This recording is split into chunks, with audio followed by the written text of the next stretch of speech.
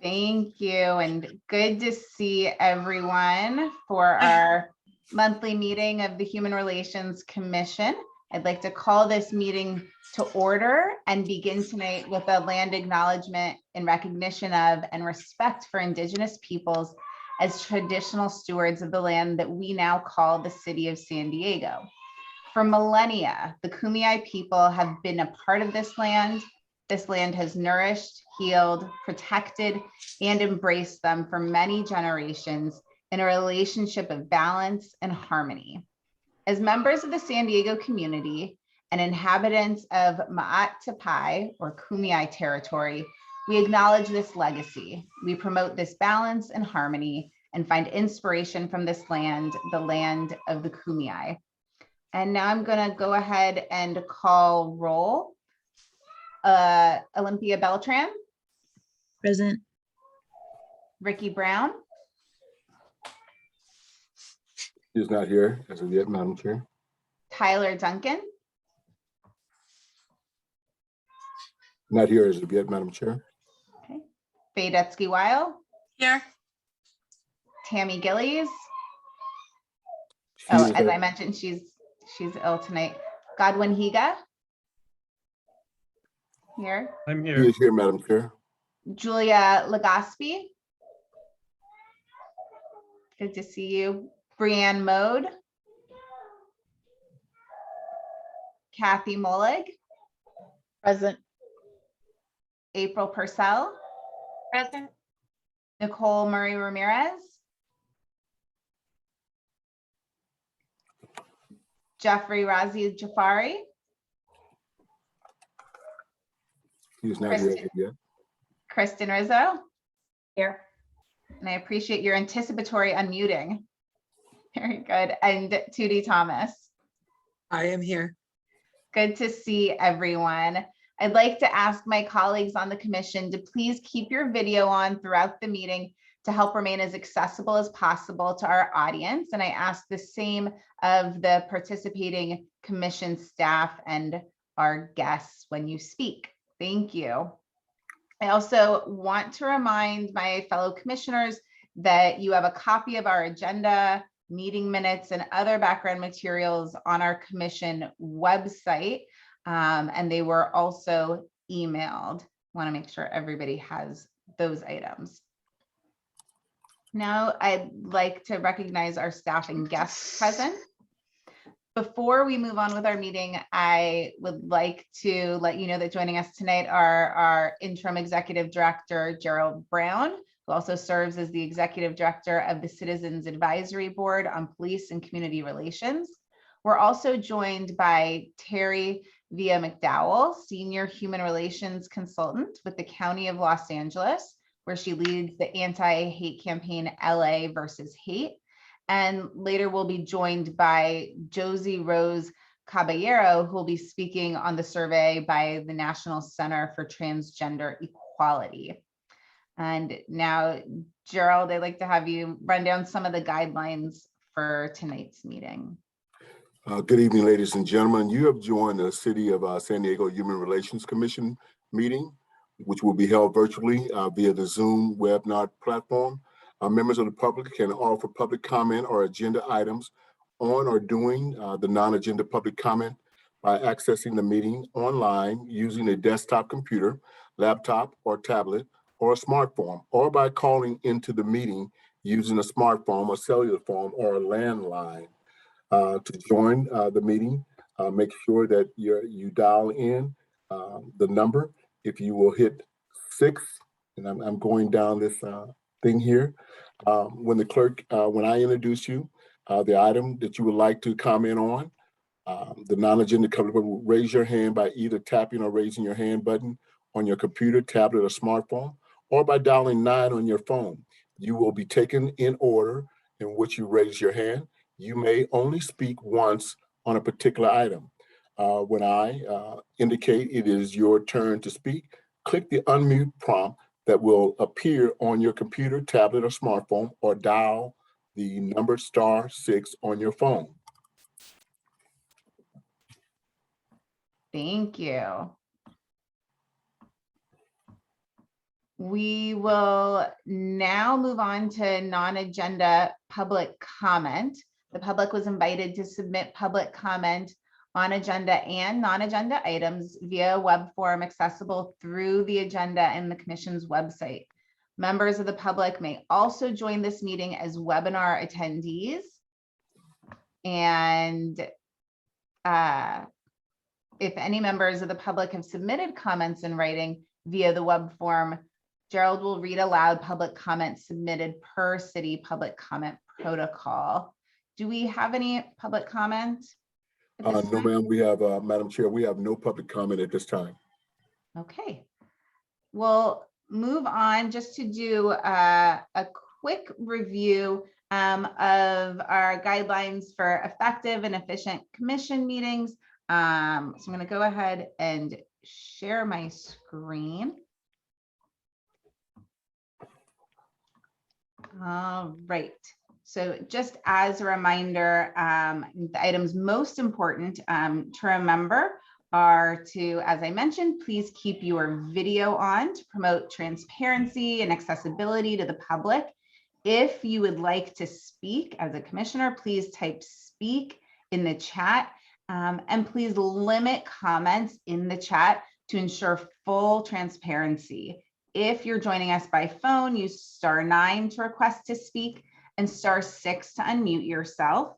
And I'll offer commissioners on the phone an opportunity to speak at the end of discussion for each item. And Gerald, do we have anybody joining us by phone? We do have someone by phone, and I have asked to unmute. And so we do have an 858 number. And is that a commissioner? I do not know at this time, Madam Chair. I couldn't tell you. Oh, if you're on the phone. Yes, hi everybody. Yes, this is Commissioner Razi. Oh, thank you. Okay. Glad to have you with us. Right. All right, so moving Thank you, everybody. Along also in terms of our meeting norms, ask that everyone please be present and engaged. If you can have phones and other screens turned off, assume good intentions, take responsibility for your impact, take an inquiry stance, be curious, not certain, ground your statements in evidence, stay focused on purpose, and respect each other's time. And I will add to the respect each other's time, as I think you all know, I do like to start on time and end on time. So if I cut you off so that we can move on to another item, it is not necessarily because what you're saying isn't important, but just to ensure that we can get through all of the items and with the hope that we can follow up offline about any matters that we can't address tonight. So we'll move on to our next item, which is approval of the minutes from October. Is there any public comment on this item? There is no public comment on the item of the minutes, Madam Chair. Thank you. So I'm looking for a motion to approve our October 20th minutes. And just as a reminder, Gerald shared those via email earlier this week. I'll move to approve the minutes as submitted. Thank you, Vice Chair Canizales. Was that a second from Commissioner Legosky? I think she just beat you, Commissioner Higa. Okay, and all in favor? I just had one thing to say. Yes, as an amendment to the minutes. I think it was the last item, I don't have it in front of me, where it said view minutes or view that section was not highlighted, was not linked to the website. Okay. There was a link missing. So add the link to that final one. Thank you. Any other comments on the minutes? Okay. I just didn't see it posted to the website. It was not posted to the website. It was sent to each of you. Okay. I apologize Wanted for to say that. the draft minute, and once the minutes are approved, I will post them to the website. Thank you.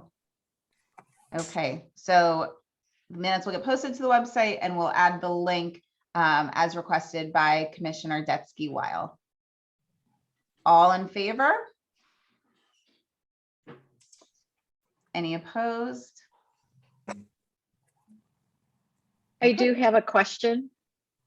Oh, I can't see who's speaking. Commissioner Molig. Yes, Commissioner So Mullen. I was not at the October meeting, and so I did receive the minutes and went in and watched on the link. Is there any way that we could get those minutes closer to when the meeting is rather than to when this meeting is, especially for those of us that miss a meeting?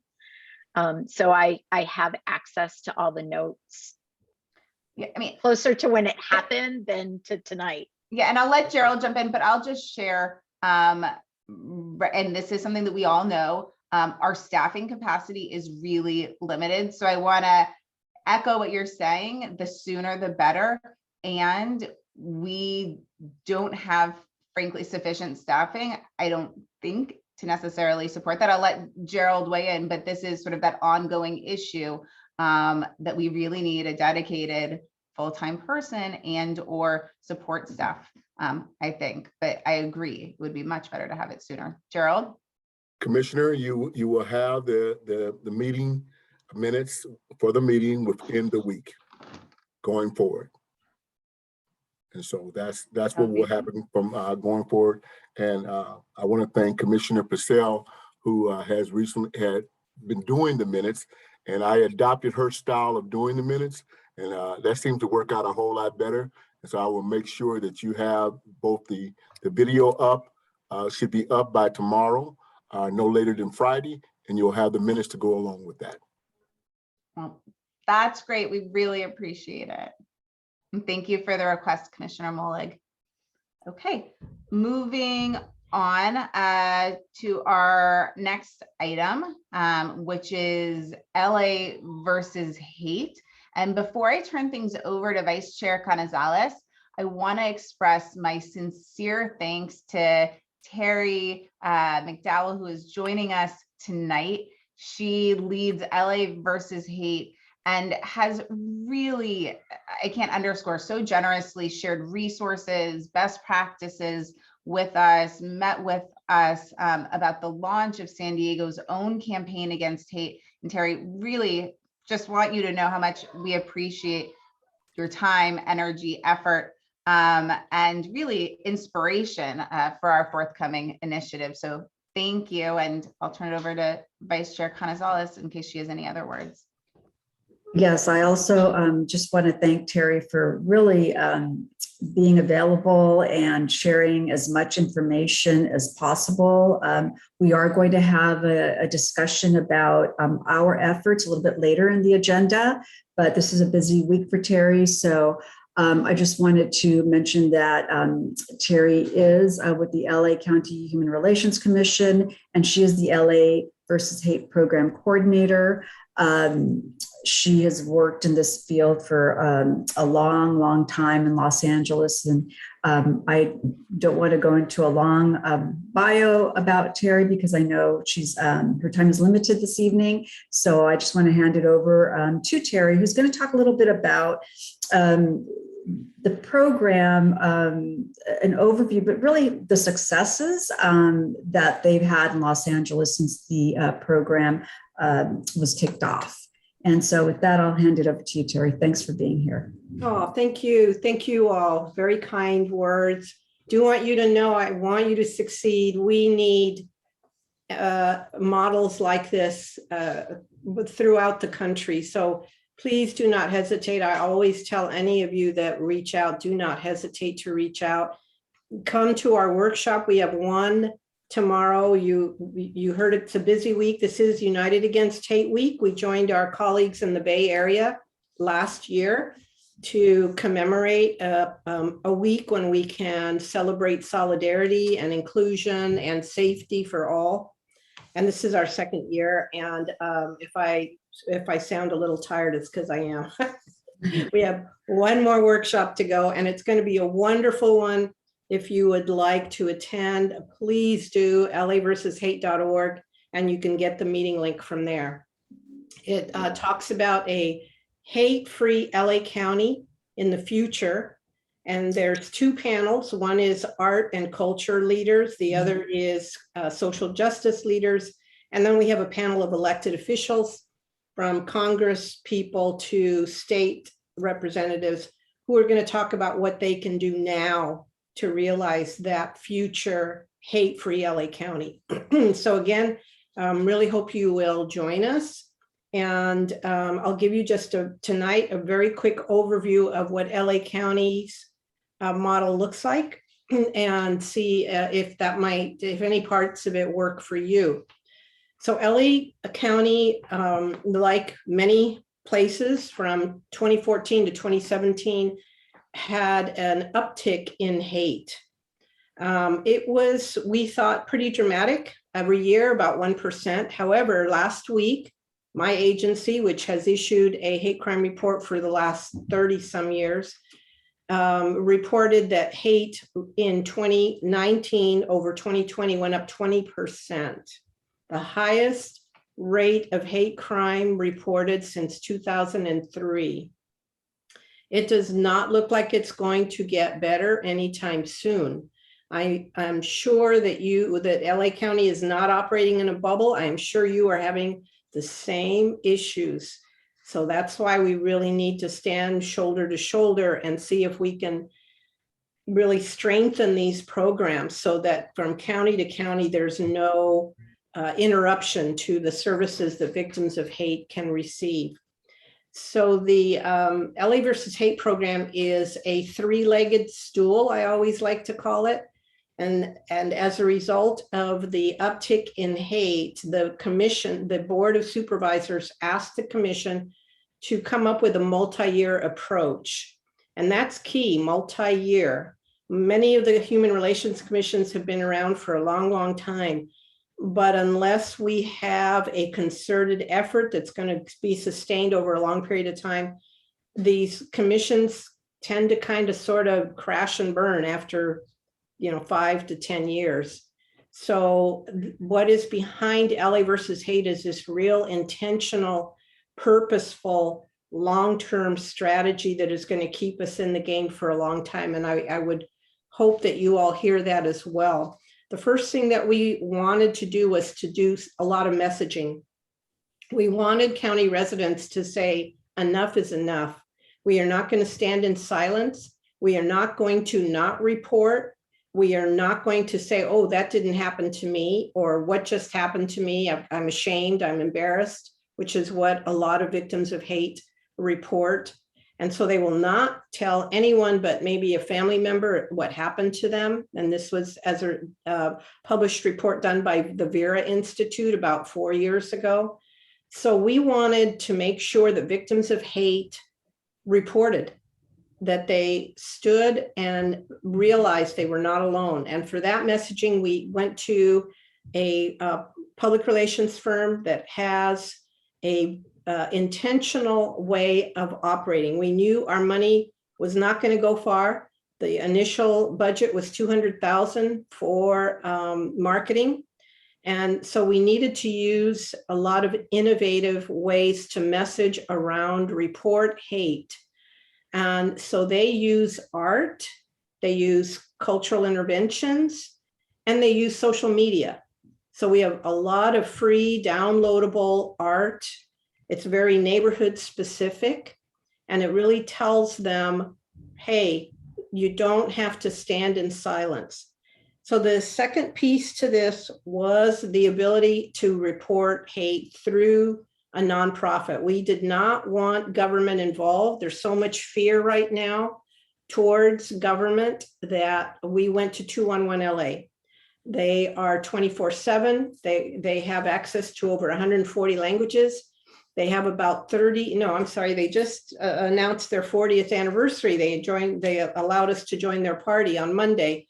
So for 40 years, they have experience in making sure that people who are distraught, who are calling 211, very quickly get the kind of help that they need. So that was another thing that really drove us to 211 LA.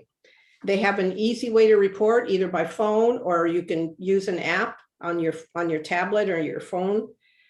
We have about 21 questions on the hate incident reporting form, which we're happy to share with you. We have 2 full-time case managers, bilingual, who are very, very experienced in de-escalating somebody that is in trauma, and who have now a whole network of resources, whether it's legal, housing. There's such an intersectionality between hate and name the issue, right? Housing, low socioeconomic status, being a woman, being a person of color, being a LGBT individual. There's an intersectionality between all of those topics. And so for a long time, 211 LA has learned how to provide the appropriate type of resources. Does no one any good if you send them off to somewhere that's not going to help them. They really do a lot of hand-holding. They really do a lot of empathetic listening. They really do a lot of facilitated conversations. And they have, at this point, received a whole lot of training that they didn't have when we first started. Everything from trauma-informed care to what is a hate crime as opposed to what is a hate incident. The third component that we wanted, again, to strengthen that message that this is not a government thing. We have a network of community-based organizations. They were already doing the work, many of them, ADL, California Conference for Equality and Justice, the LGBT centers for LA and Long Beach. And yet we had never come together and worked to glue our respective programs together. So that happened last year. I don't want to say it's perfect. LA County is very territorial. I've worked in this county my whole life. And I used to do trainings all over, up and down the state on access to health. And I was always so impressed with San Diego, because I would go to San Diego to do these trainings, and your community-based organizations would get there early and they would stay late. And I could not say that about other parts of the state. So there's this tremendous opportunity for you all. I know that that kind of impact work is already happening. And I'm sure I'm not telling you anything you don't know. So what have we learned in the 25 months that we've been in operation? Task force has now over 500 art, gifts, stickers, downloadable art, and it has had over 468 million views, 84 million views in social sharing. There have been 7 major public interventions, and we now have, as a result of a couple of grants, some mini grants that we are awarding. The first one just completed. It was a beautiful opportunity to lessen the tensions between African American and Asian American. There has been a lot of unresolved tension between those two communities. There was a very disturbing YouTube video that made its way to a recently incarcerated individual who was so disturbed by it that he went to one of our partner agencies, who came to us and said, can you help us? At that point, we had $15,000. It doesn't sound like a lot, but they turned it into a summer-long program involving Asian American and Black. I use the term Black because they want to be identified as Black youth. They discovered each other's silenced history, suppressed history, shared history, food, neighborhoods. It culminated in a beautiful mural. And we now have a cadre of youth who are committed to staying together and to really exploring this whole intergroup solidarity piece. We're going to do a second model of exactly the same between Latinx and African American youth, and then a third one in Long Beach, where there is a very large Cambodian community, a very large Latinx community. And so this is a model that we really feel has a lot of usefulness in addressing some of the tensions between youth in particular of different racial groups. The 211 calls have increased. We've had over 1,400 calls reporting bias. 90% of the callers ask for case management help. Almost half of the calls deal with hate that happens near home. So we have a lot of landlord tenant, we have a lot of neighbor to neighbor disputes that really took us back. We have in our case notes, the fact that there are in many cases witnesses to the hate and they don't do anything. And that really had us thinking about what kind of interventions can we offer to mitigate some of those factors. And I'll tell you how we are mitigating those two factors. The leading motivation for bias was race, national origin, ethnicity. Second, disability. And that is a real surprise for us because the annual hate crime report usually reports one case of a hate crime based on disability. We have 30% of calls. So what we are getting is real-time data on what hate looks like in LA County, not what is reported to law enforcement. And then the third component was this network of community-based organizations. We now have 16, up from 8. We have larger contract amounts, and we have some real interesting partners that I think are going to push the envelope for us, which needs to happen. We had a number of community-led interventions, as I mentioned.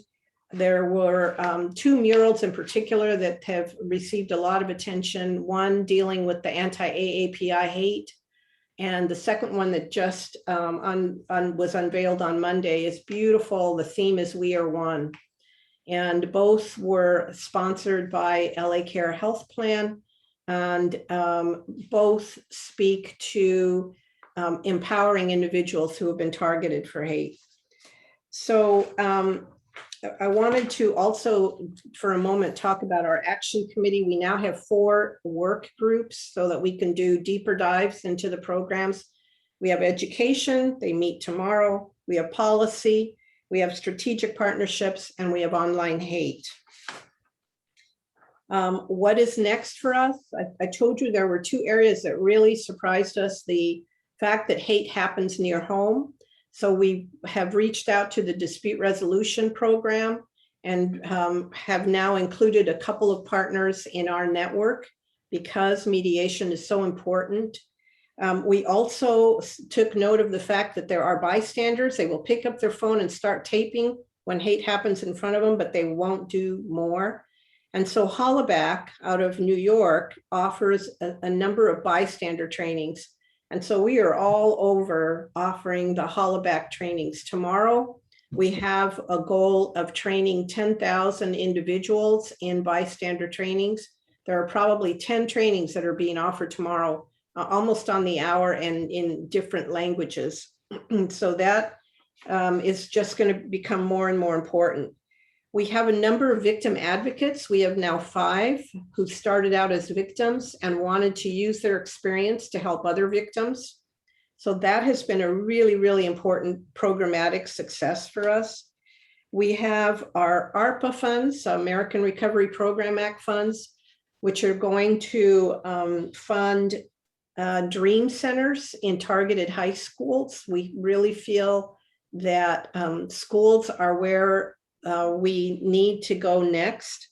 We also are going to offer law enforcement trainings through the Anti-Defamation League, who has been doing these trainings for a long time, but we want to customize them so that law enforcement knows that they can take that hate incident report, even if they don't think it's a crime, and lead the victim to needed resources. Too often we hear victims say that law enforcement won't take a report. They'll say things like, well, it's First Amendment rights. What do you want us to do? Or this happens all the time. There's nothing we can do about it.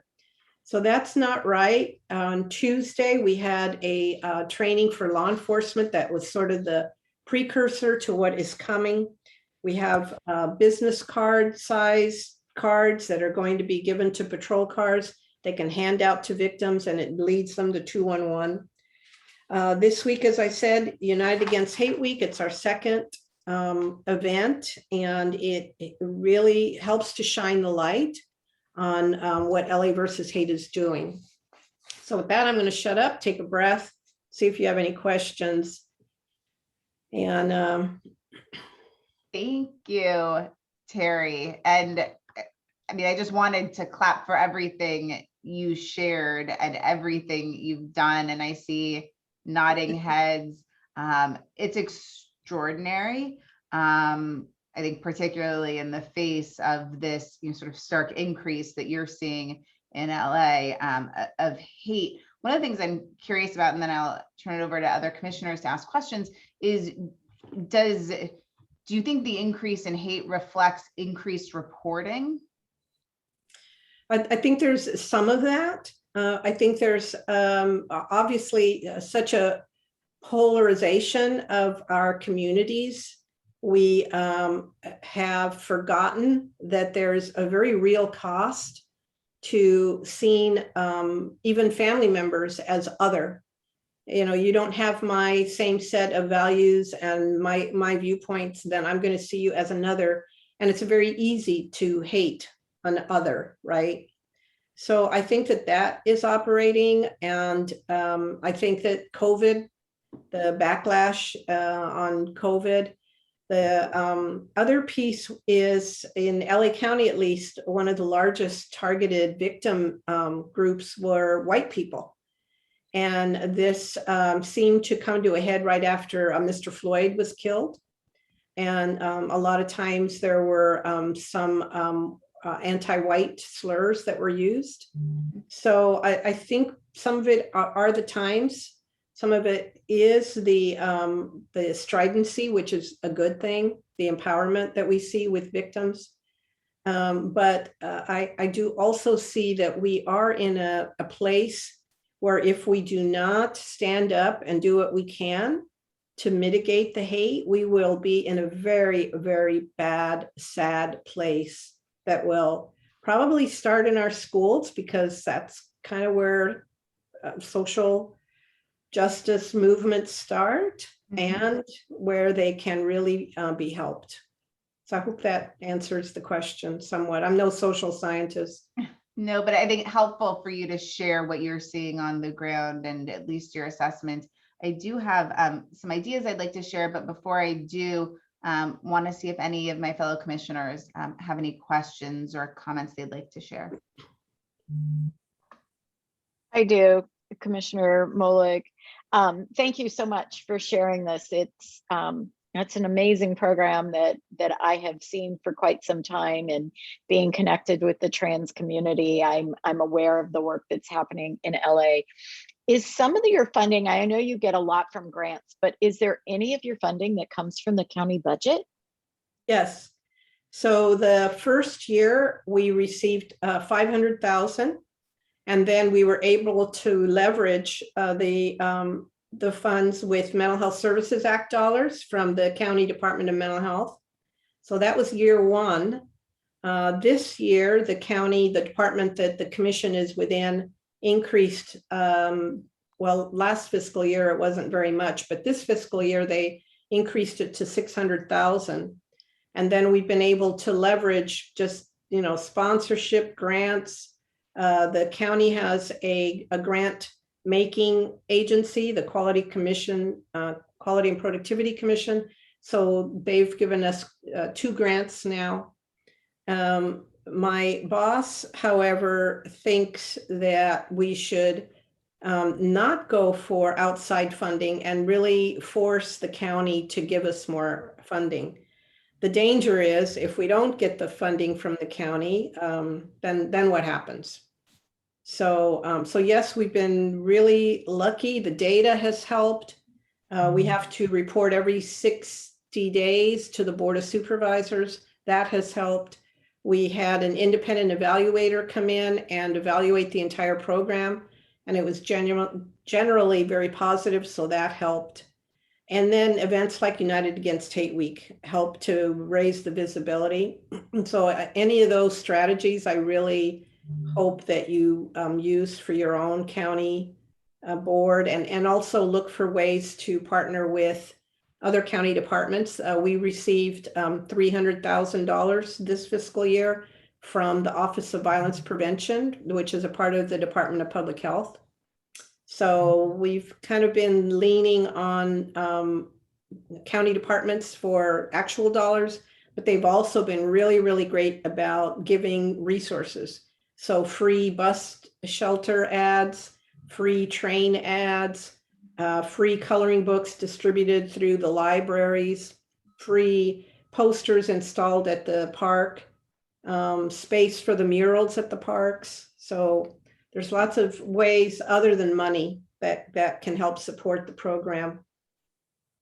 Thank you. And I do think, one of the things I think about, so for us in the city of San Diego, I think we, in order to do this and do this really well, requires dedicated staffing. And one of the things I am optimistic about is if we wanted to get behind potentially hiring a staff member dedicated to this or an office to support it. We've seen here in the city over the last 2 years, 2 offices that this commission has supported. So both the Office of Race and Equity and the Youth and Families Success Office, both new offices, new staff, new funding. And so I think for this commission to think about how potentially within either of those offices or a new office, we could advocate for funding to support this work.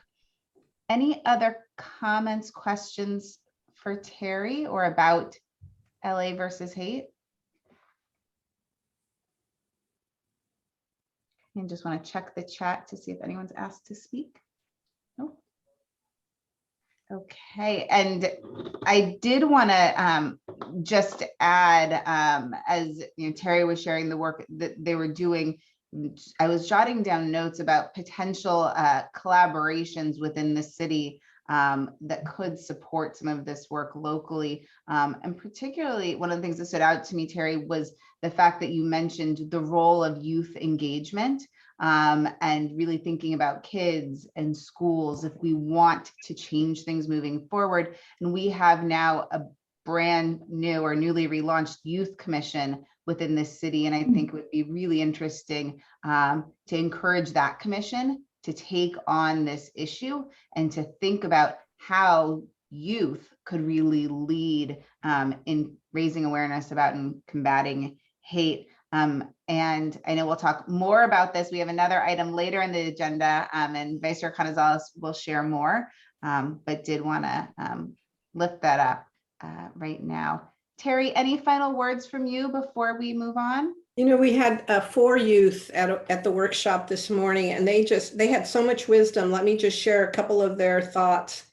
One of them was saying that he was bullied, but he was bullied not just by peers, but by the hierarchical structures that are within schools. And that he was suggesting that we think about art therapists and restorative justice, but not just for peer-to-peer, for staff to understand the harm that they do when they perpetuate silenced history or get history wrong. Just lots of good stuff. So you're absolutely right to include youth. They have so much to teach us. I'm excited about partnering with the 4 that I met this morning. Thank you. Well, I think that's a great note for us to end on. And again, thank you so much and congratulations on all the work that you've done. Thank you. Call anytime. Thank you. Well. Thank you, Terry. And thank you. One of the other things I should have mentioned and didn't is really the great work Vice Chair Canizales has done to head up this effort for our commission and connecting with and coordinating with Terry. So thank you, Vice Chair Canizales as well. Bye, Terry. Thank you. Bye, Terry. Okay. Our next item is a discussion about Trans Week of Remembrance. And I will turn it over to Commissioner Thomas. And we're also, I believe, going to be joined by Josie Rose Caballero. I don't know if Josie is with us. I don't feel I have one private call, Madam Chair. And Commissioner Thomas, do you know if Josie has the link? I just texted her about a minute ago. Okay. Give her another minute and she'll be on. Yes, If you and want, I could start. that sounds great. Yeah, I know we're ahead of schedule, so go Oh, ahead. great. Well, listen, I loved everything that Terry said from LA versus Hate. I could see how this kind of a program could really support what we're seeing with the trans community too. And so this is really awesome to hear what they've done there. Trans awareness, the kickoff to Trans Awareness Week and the raising of the trans flag at Hillcrest was a success. Really a moving day, and quite a good amount of people showed up, which was great. We got a proclamation for this from the mayor's office. If I could share my screen, I have a couple of pictures actually. I'm going to promote you. Give me just a second.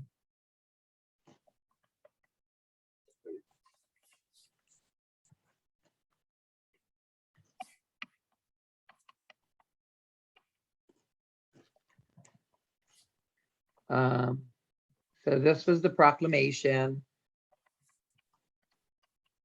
I had it framed so they could hang it in the center, and that way they will remind them every year that this should be one of the priorities is to get the mayor's office involved.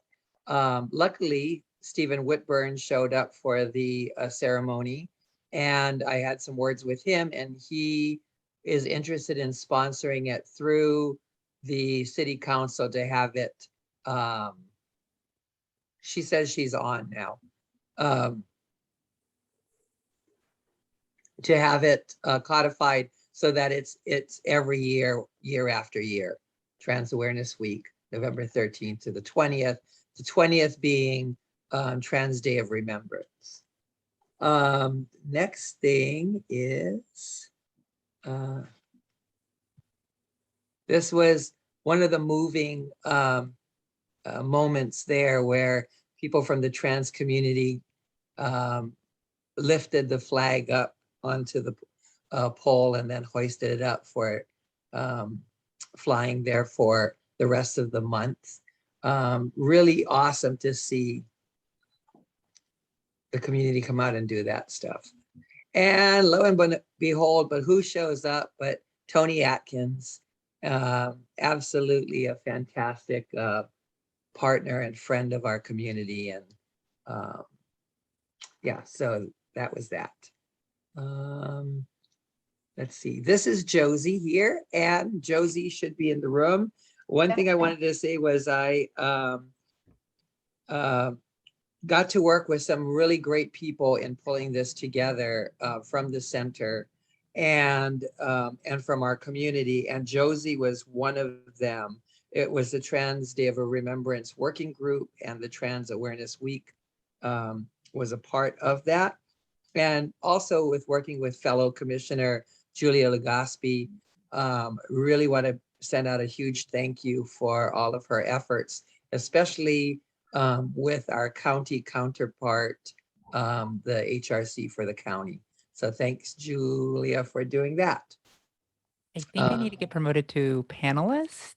I think you can hear me. We but I We don't- can hear you. Okay. I don't know if you need to promote me. I have a camera if that's available, but it's fine. I just showed them a picture of you. Yes, we can Yay. see you, but we can't see you live. Gerald, are you able to promote? Yes, ma'am. I promoted her.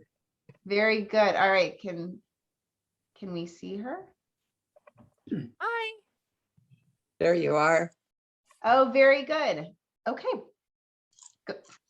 Would you like to introduce Josie, Commissioner Thomas? Absolutely. So Josie was one of the people I worked with on this, and she is launching a fantastic new resource for us. It's a nationwide survey. And so she's going to give us some information from a California survey, and then how we could maybe get involved going forward, and then sort of sew this into the Stop Hate campaign and create a path for people to report, because that's what I got from this LA versus Hate thing. The reporting thing is a big is a big deal. So Josie, take it. Yes, You're awesome. absolutely. Can Yeah, I go ask that ahead. you stop sharing your screen first, Oh, yeah, Commissioner Thomas? Thank you. absolutely. Yes, and Josie, just a heads up, you've got about 5 minutes and then we can take a few minutes of questions after you share.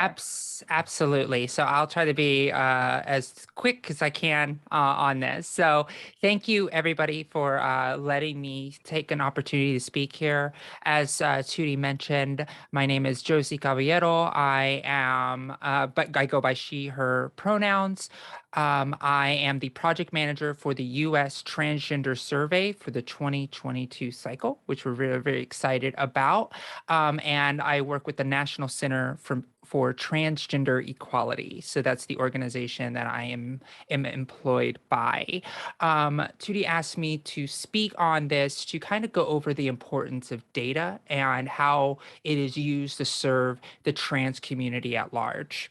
In 2015, the U.S. Transgender Survey was the largest of its kind to survey and identified folks who reside in the United States and its territories.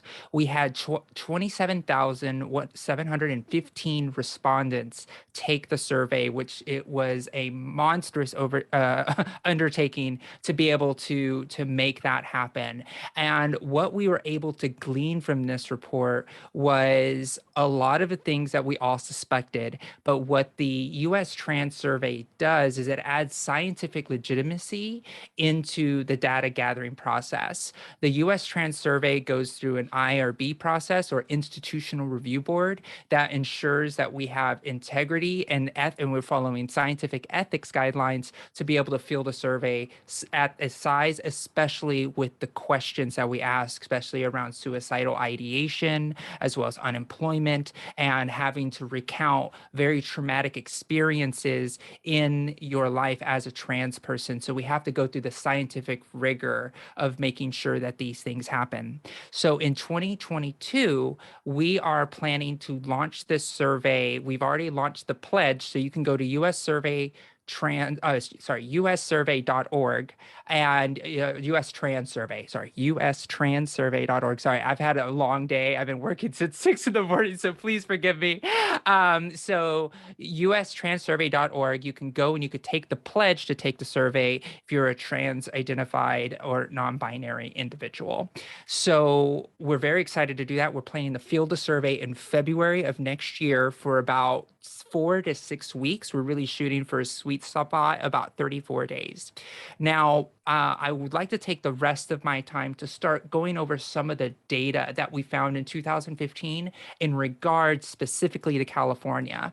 Because of the size and sample size of this survey, we are able to do a breakout report for every single individual state and territory in the United States, as well as every racial minority group, as people living with HIV/AIDS, older Americans, as well as people who live in rural areas and are really marginalized groups where trans identities intersect with other marginalized communities. So we create specific reports for that purpose. So I'm going to go over California, and I'm going to focus on a few things that Tootie asked me to focus on, such as income, employment, housing and homelessness, and police interactions. So I'm just going to briefly go over this. This is all available on ustranssurvey.org under reports. So you'll be able to view all of this data and look at this breakout report data.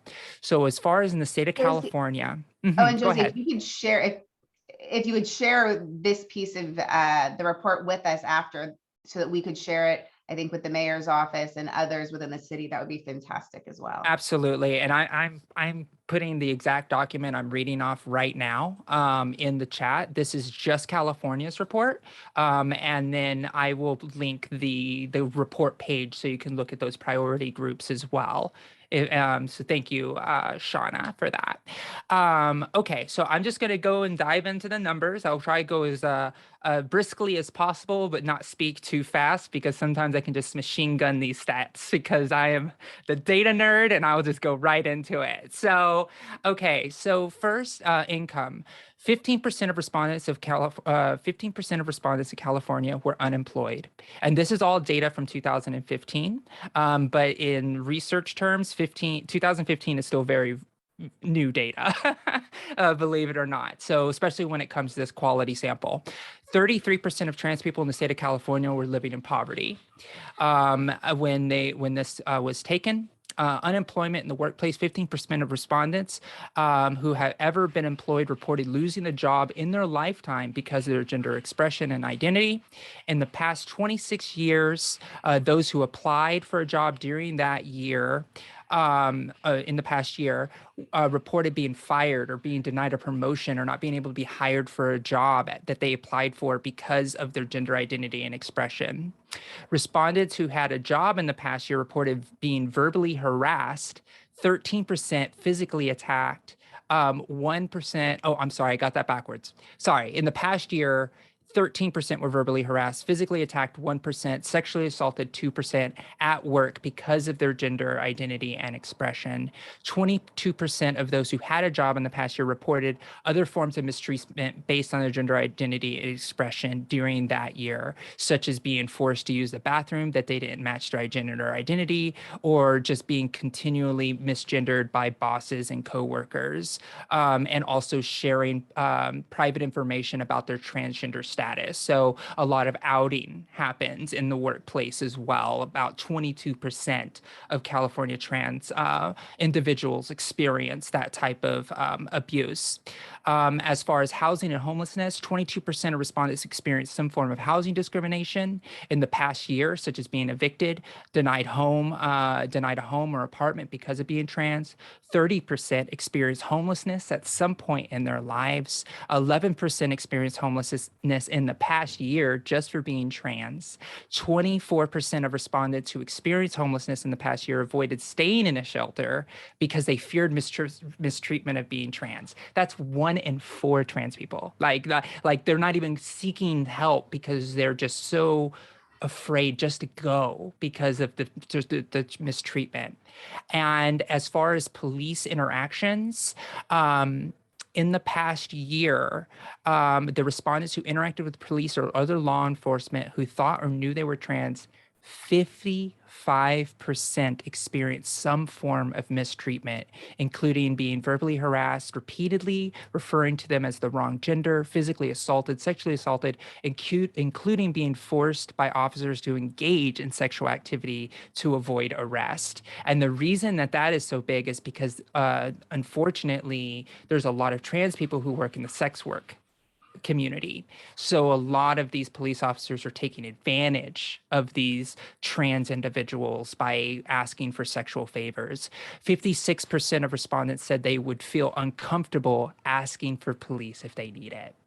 And I have other information such as identity documents, health, restrooms, and public accommodations and education. But I really wanted to highlight those things because that's what Judy asked me to do.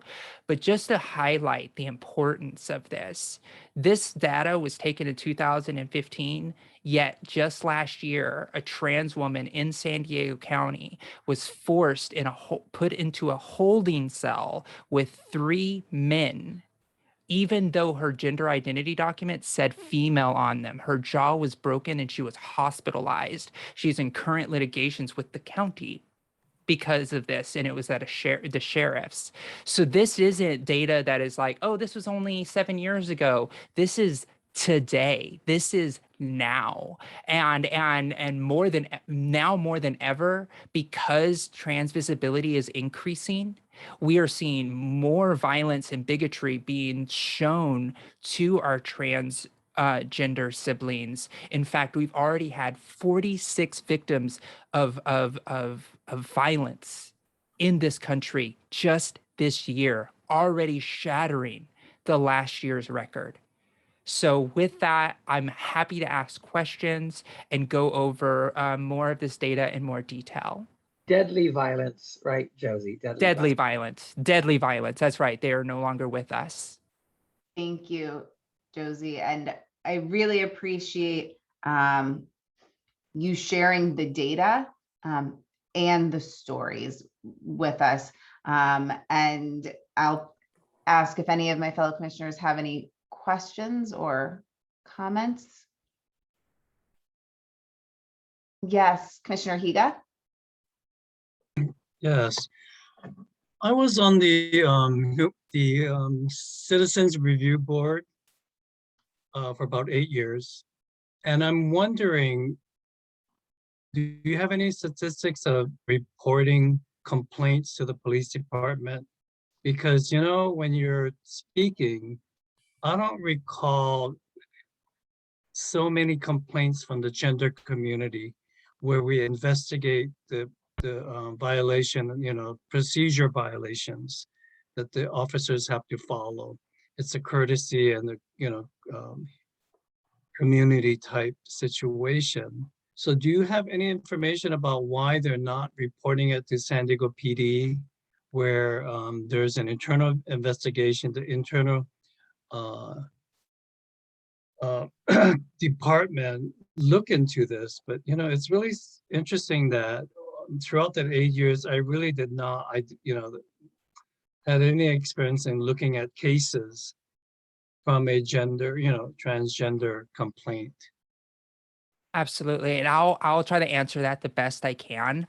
I unfortunately don't have specific San Diego County data, but I do have some data. I'm looking at the full report, and the full report's quite thick. It's about 200 or 400 some odd pages. So I am running really quickly for the interactions with law enforcement.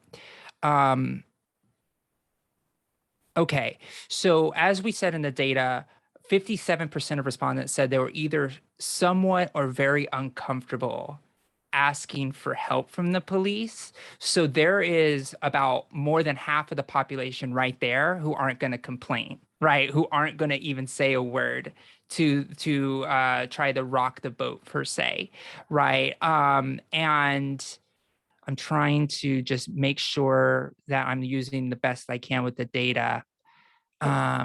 Josie, if But yes, if I go may, I ahead. did want to connect what you're sharing to what we just heard from Terry with LA versus hate, right? And when she shared that in Los Angeles, they've created a hotline through 211 specifically because people are uncomfortable reporting hate to law enforcement, right? So I think that it stands to reason that, you know, we do see underreporting of hate crimes and or violence against the transgender community, but in general, because people are really fearful when it comes to reporting. That's true. And also there's in certain cities in the country, I'm not too sure about San Diego, so I can't be specific. I wish I could. I wish I had this information. But a lot of the police departments don't even report it as like trans. They report it as like a cis person in the opposite gender. Right. So that's kind of what they report. So we lose a lot of data. So when we say like 46 we have 46 victims to deadly violence in this country. That's of the people who were reported as trans. There are so many people who are reported by law enforcement and they just use their assigned birth gender. So we never even got to memorialize that person as the gender who they actually were as well. So there's a lot of reporting issues on that case, but yes. Thank you. And I'm looking at the time and I see that Commissioner Thomas has her hand up. So Commissioner Thomas, and then if we can wrap up. Oh, but you're muted. Oh, you're muted. Thank you. And thank you, Josie, for sharing that stuff with us. That's exactly what I was going to say was people are afraid to, or don't even want to take the time because they feel like they're going to be defeated once again. At our flag raising, we had an open mic and this trans woman had been jumped in Hillcrest, which is supposed to be one of our most open and safe communities. She was jumped and beaten in front of a lot of people who did not report anything. One person from the crowd showed or got half of the license plate of the guy that did it. And to this date, there's been nothing done by the police on this. She's shared her pictures with me, which I also have in this file here, but I'm not going to share them today. I just want everyone to know that this is happening and it's going addressed. And when I keep asking for a sheet, like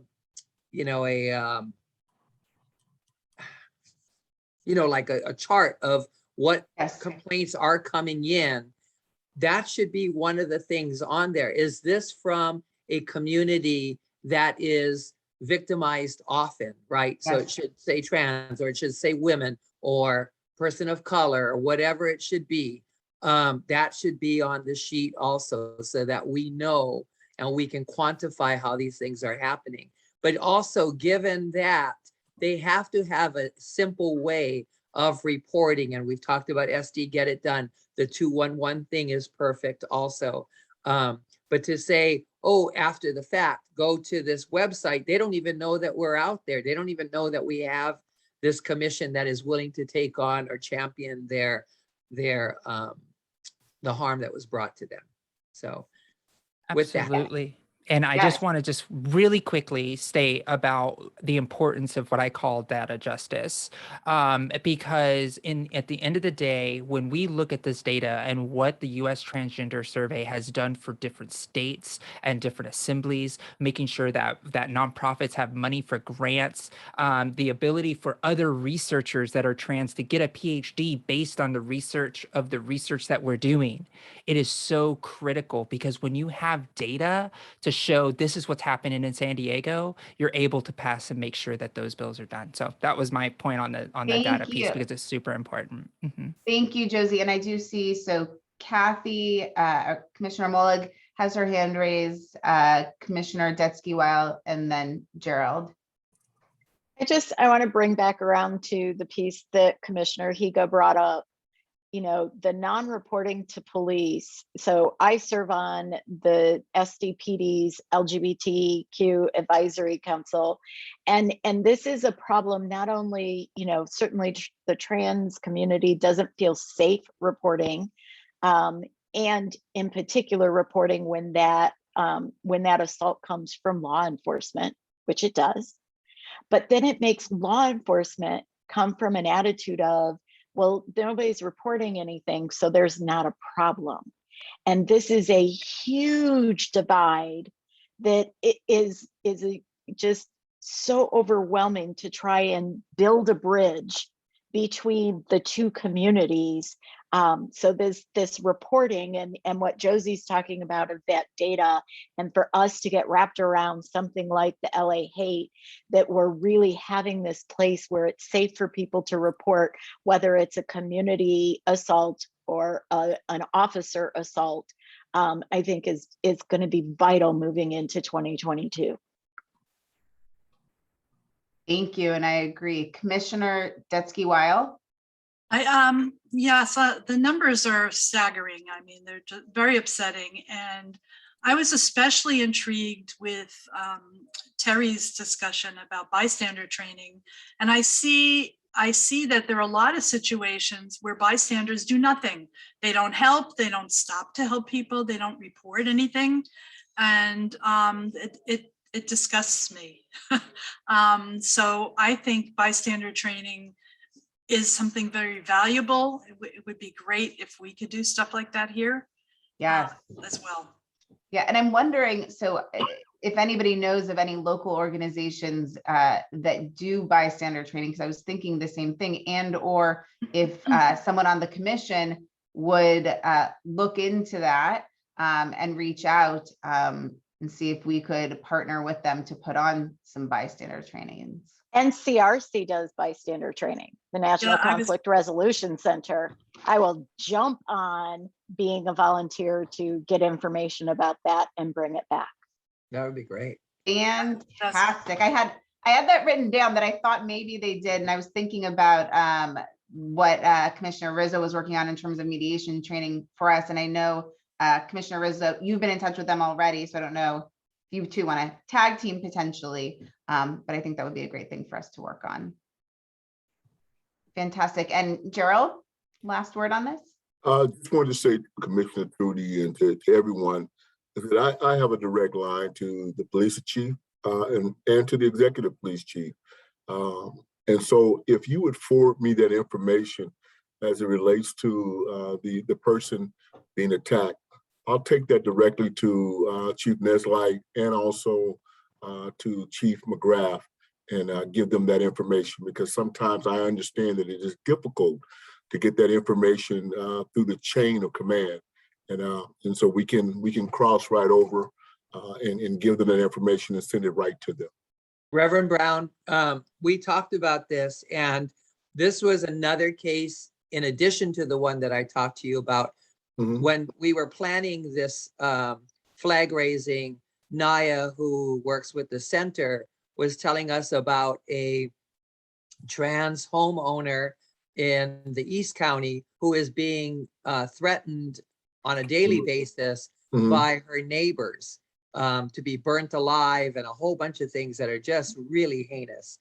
And the sheriff or the police, I'm unsure of which one, has told her that they can't do anything until there is some violence, perpetrated. So yes, I will make sure. I thought it would be an interesting thing to have both of these people that I now know of file a complaint with our office and then have it go from there. So it's all documented and we can see in real time how this works. Yes, sir. And as you see on the report that we give today, is that we did in fact have a contact with the sheriff, with the assistant sheriff today, as a matter of fact, regarding one of the complaints that came in. And so most definitely we want to be able to do that. And because I'm here for now, utilize me up. And if I can make those calls directly to the chief or to the sheriff or the assistant sheriffs, then I'm more than willing to do that. Thank you. And thank you again, Josie, for joining us, for sharing the data, sharing the report. And I would ask Gerald, I mentioned this, if we can share this report with the mayor's office and council offices as well. That would be great. And Josie, if there's anything else specific to San Diego that is has valid, accurate data, we'd be happy to share that too. Yes, absolutely. And again, thank you. And I just put in the reports page that goes into like the different types of reports in different states as well. I will contact my NCTE to see if we have anything.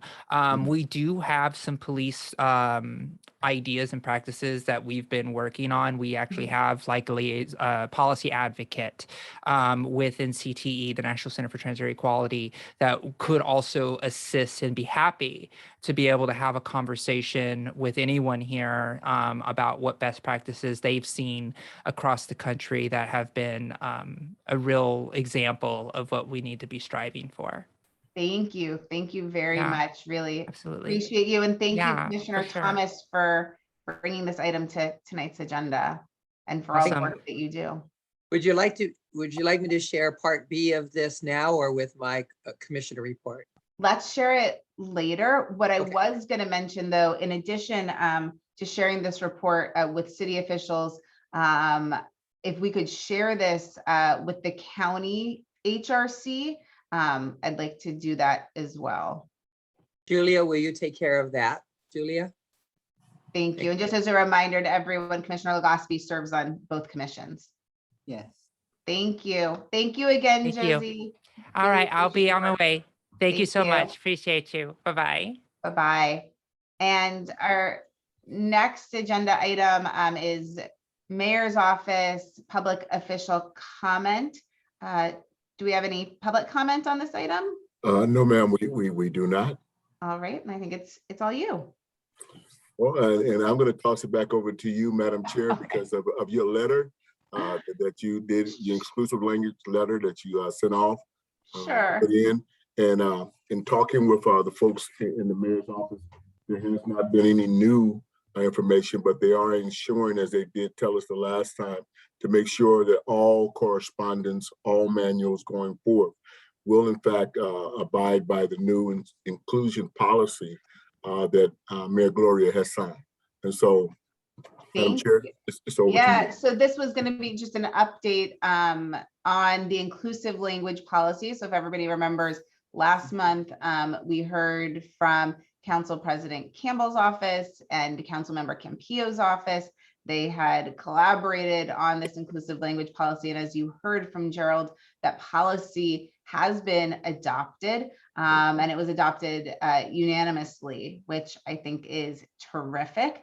And I did want to share, so if you recall, one of their asks to this commission was that we voice our support for the policy. And it was unfortunately too late for us to send a letter on behalf of the commission, but I sent a letter as chair of the commission expressing that this policy is aligned with the values of this commission. So I'm not speaking on behalf of the commission as myself, and voicing my support for this. So I'm really pleased to see that it passed. And I've been in touch with both council members' offices and let them know that we do want to continue to work with and support them on issues like these.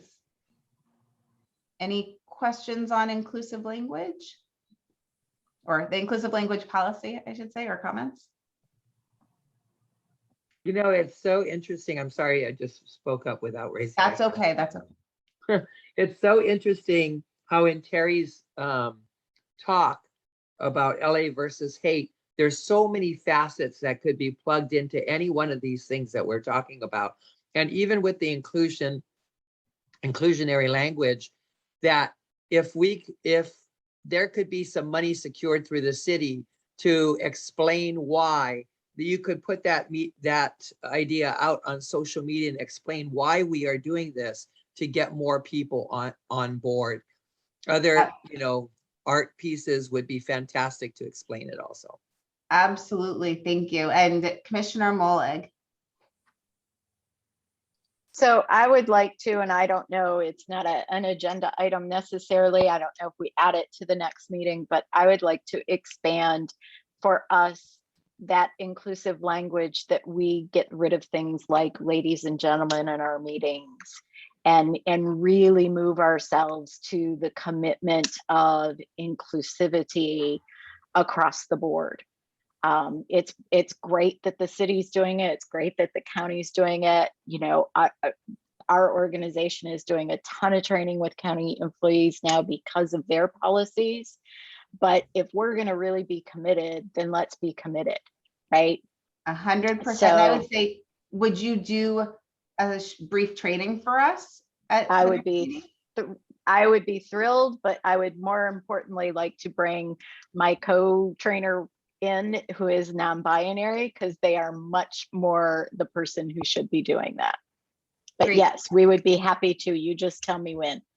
Yeah, so I'm thinking about next month, and I don't want to overspeak, but I think there's room on the agenda. So Gerald, could you note that we could try to make room as our featured presentation for next month would be a training on inclusivity and inclusive language. Excellent. Thank you, Commissioner Molig. Really appreciate that. All right, moving on to our next item. We are circling back to our own campaign or seedling of a campaign to end hate in our Campaign to End Hate working group. Vice Chair Canizales.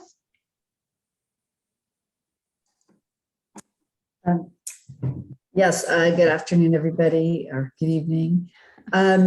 So I think at the last time I reported, we had a really good meeting on October 20th, which was the same day as our meeting. We had Jonathan from the Arts Commission, Matthew Gordon, and we moved forward with some specific action items.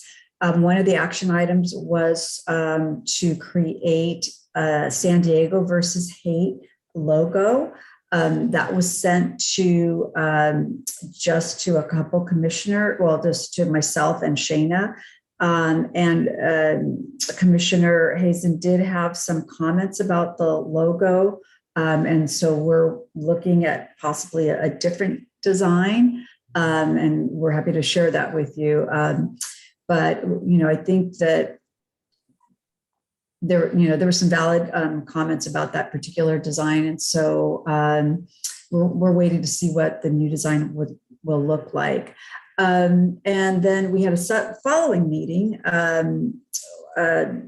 last November 5th, and Commissioner Brown and myself met with Matthew Gordon. And what we did on that Friday is we wrote to Terry via McDonald and asked her for language for a proclamation. We rewrote it and submitted it to Matthew on the following Monday. It's usually a 2-week process. And he said he would do everything in his power to get that before all the folks that have to approve the proclamation and have it presented at council on Tuesday, which was yesterday. Unfortunately, that didn't happen. And I know that Gerald probably has a little bit more on that particular topic.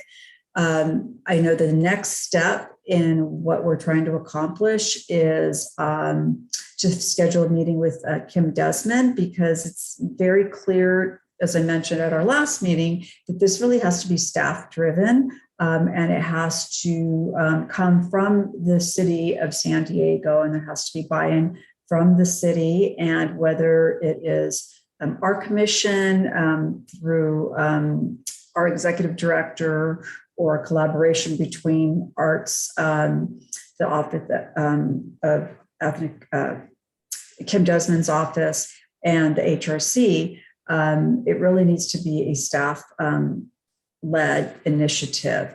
And I think with that, I'll turn it over to Shana or Yeah. I mean, I just wanted to add that, I think as everybody, or maybe as you may recall, at the end of last meeting, we heard that there was momentum around the city and the mayor's office getting behind United Against Hate Week, which in all other cities, not all other, but other cities that participate in California is this week.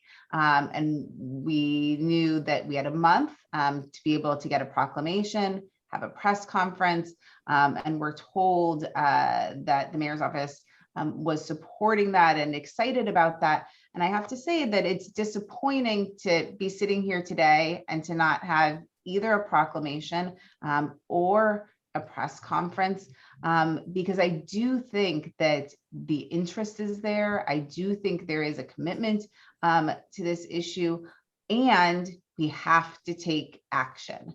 Right? We can't just talk about it. We actually have to do something about it. And this was a great starting point for us. And so I had an opportunity to talk to Gerald about this earlier today. And what I want to propose is, while everybody else might be doing United Against Hate Week this week, just because we haven't doesn't mean we have to wait another year to do it. I would like this commission to work with the offices that Vice Chair Canizales just suggested, with the Office of Race and Equity, with Arts and Culture, to aim for, ideally in January, United Against Hate Week San Diego, where we will do a proclamation and a press conference, really leading into our awards reception, where we will be focused on addressing hate. And one of the things that Gerald also reminded me is that we'll be celebrating Dr. King's birthday in January. So there's an opportunity to tie in all of these things. And so while disappointed, I'm hopeful that we can continue working to do what we had frankly hoped to do this week.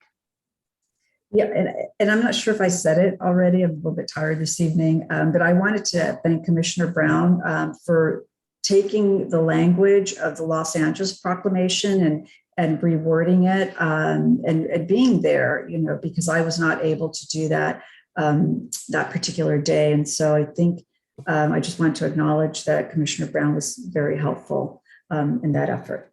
Yes, yes. And I think also points to the fact that we as a commission have done everything that we can do to support this work and really want to see it moving forward. Gerald? Madam Chair and Commissioners, I just wanted to point out to you that Director Gordon did in fact have a great meeting with our vice chair and also Ms. Brown, Commissioner Brown. He did in fact send out, I just went back and took a look, he sent out the request for the proclamation on the 8th of November.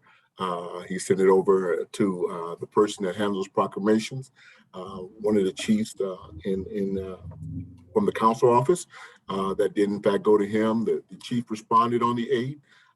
I sent the chief a note on the email on the 9th, and then the chief responded to me and said he's going to try, but it's going to be difficult to get the proclamation in that, as Vice Chair Canales spoke of, in that 2-week period of time. So please know, everyone on the commission, that the mayor is behind this, and I think that again, things happen. And when I took a look at the council docket on yesterday, on the 16th, it was not a part of the docket. Of course, Vice Chair Canales started asking me on Monday and folks last week, hey, where's this at? And so again, we went back out to them to request it.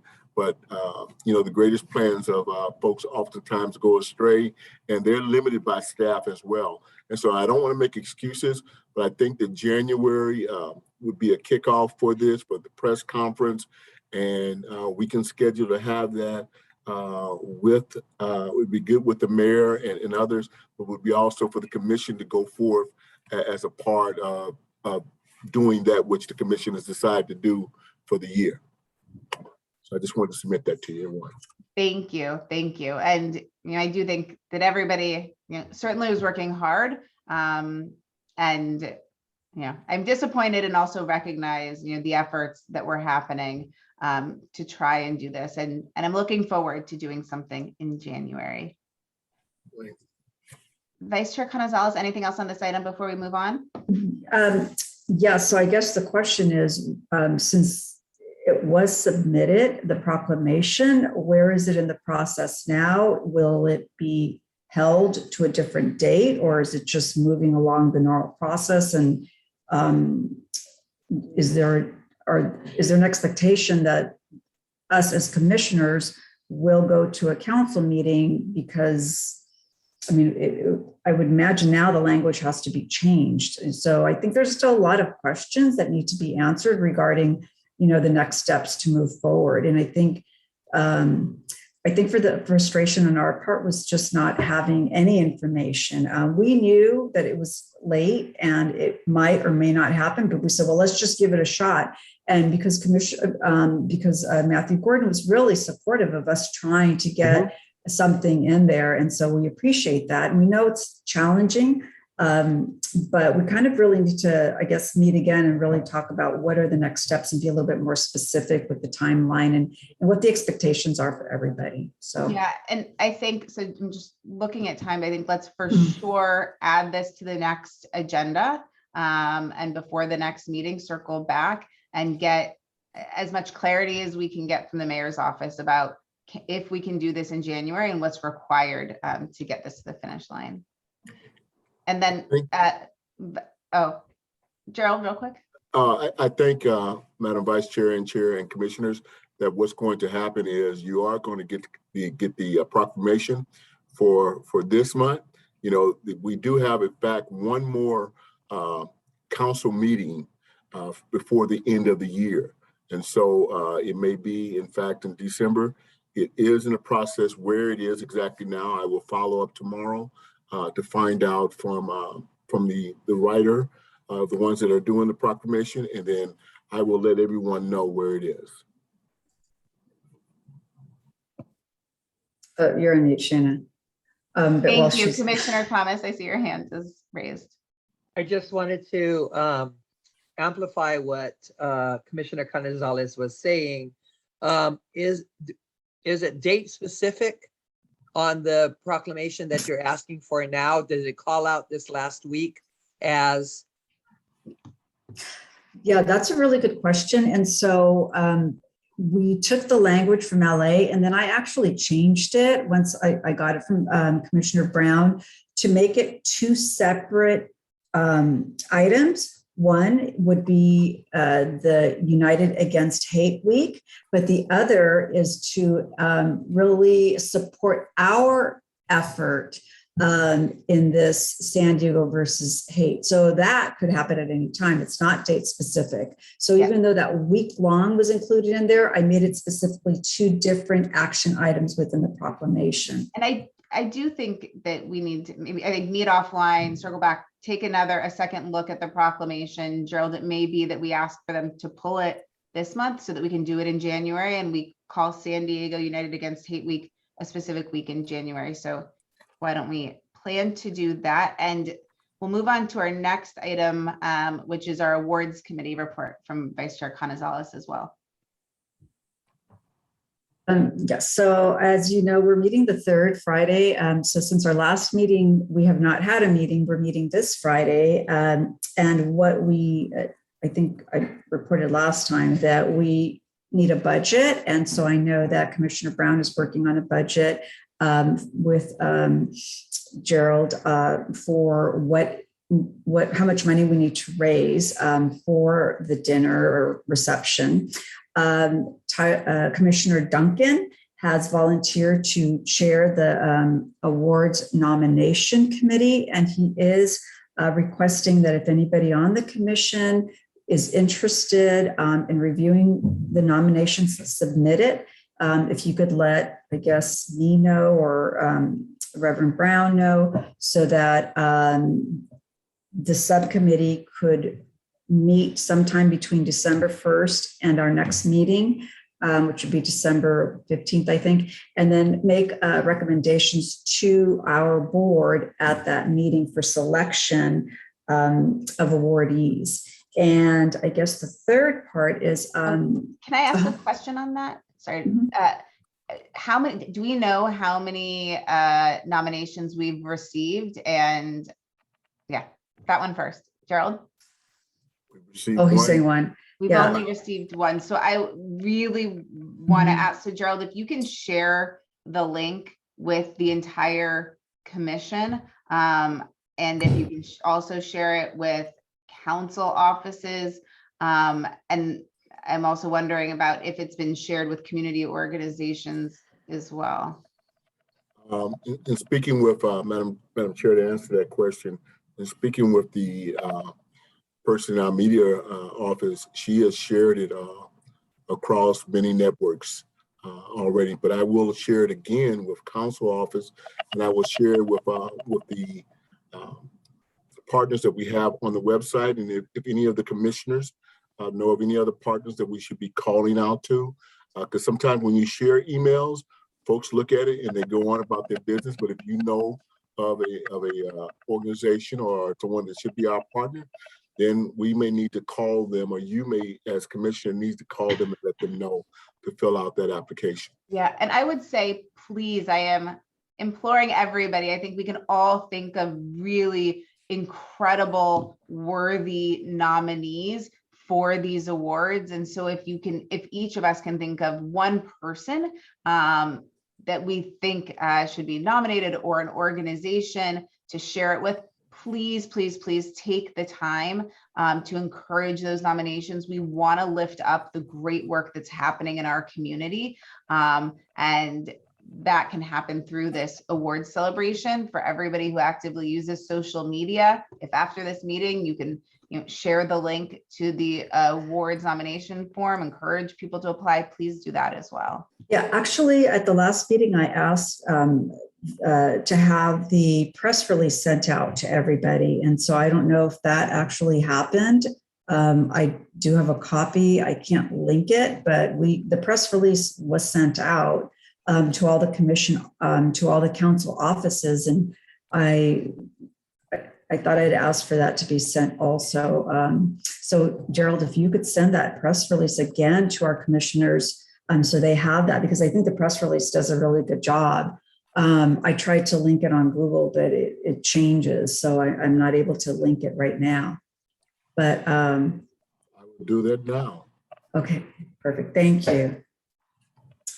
And so if anybody is interested in looking at and as I mentioned previously, Usually at this meeting, we are asking now for all commissioners to get the word out. And so hopefully by December 1st, we will have some. So if you're interested, please let me or Gerald know that you'd like to work with Duncan on reviewing those applications. That's it for me. Thank you so much. Commissioner Legaspi? I would be interested in, because I'm part of also the county awards committee, and we just finished reviewing application because we're having an award ceremony on December 10th. So I'm interested in joining the selection committee. Okay, thank you. I saw Vice Chair Canizales writing that down. Is there any, oh, and Commissioner Detsky-Weil? And anyone from the public can make an application or. Absolutely. Yeah. Anyone and everyone. And I think we're really looking for, people we know about, but really those unsung heroes who deserve that recognition. Yeah, so I was going to put it on Nextdoor and wherever. Yes. We should all do that if we can.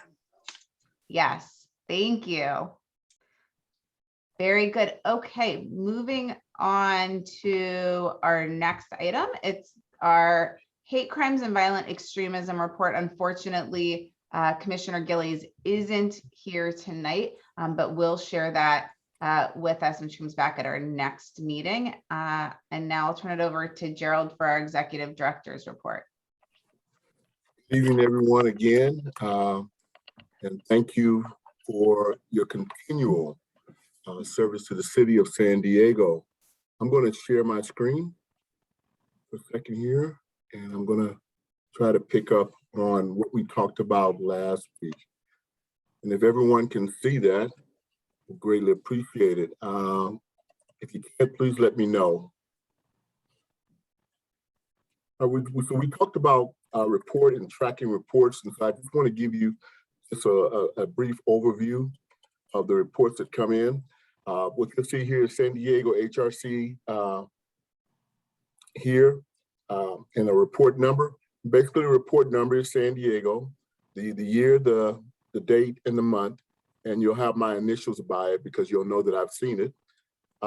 We'll track the date of the complaint, that the complaint came in.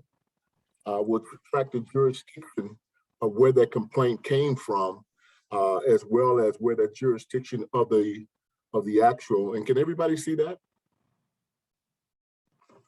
Can everyone see? Okay. We're going to track the jurisdiction. Yes. For example, the one that's up here where you see UCSD and the health, UCSD Health and also Las Vegas.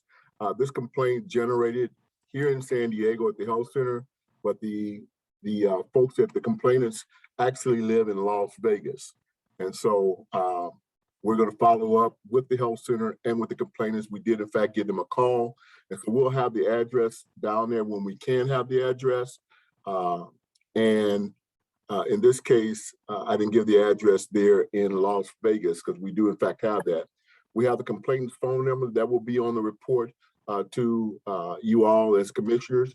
And then we're going to track it by zip code, and this is to earlier to Commissioner Tootie Thomas request. And I might even go ahead and insert in that the district, if the person lives in San Diego, what district that individual is from. A part of our report that we received from the web is as it relates to race. In the first case, I didn't know exactly because we had two individuals there what the race was. But as you take a look down there, you'll see that the race, as was mentioned earlier tonight, Caucasian, one person identified as other, another person identified as Caucasian. These are what we're tracking. The other portion of this is gender. In one case, it was unknown, and then you'll see male, female. And again, this is taken from the report that we receive and that I receive on the actual discrimination charge. Translation services, I spelled wrong there, I've got to correct that, is whether or not the person requires translation services, whether the person speaks, whether they speak Spanish or whether they speak Vietnamese or whatever the case may be. Do we have to reach out to someone, and did they require the translation services? Discrimination complaint. I'm limiting the space to just get directly to the point. For example, the complaints that we've had in so far. On the first complaint, it was an RN negligent and doctor reckless complaint. It went about 4 or 5 pages with pictures. I'm going to contact and I'll tell you about that a little later. The second complaint that we have going back, there was derogatory remarks and harassing remarks made about the individual's ethnicity and sexual orientation.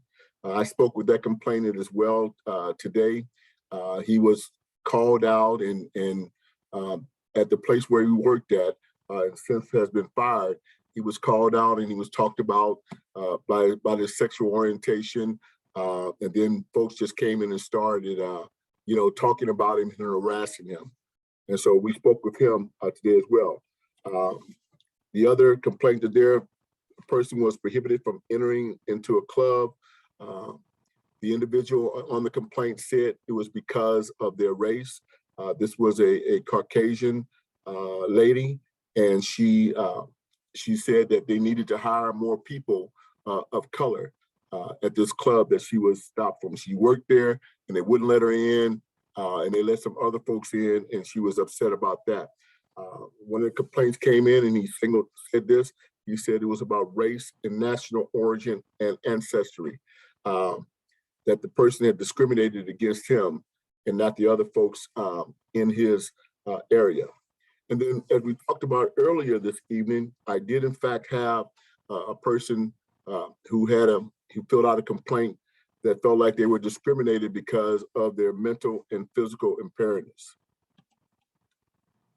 We've got the contact date of when I contacted, so you'll know when we made contact, when we made initial contact with those folks.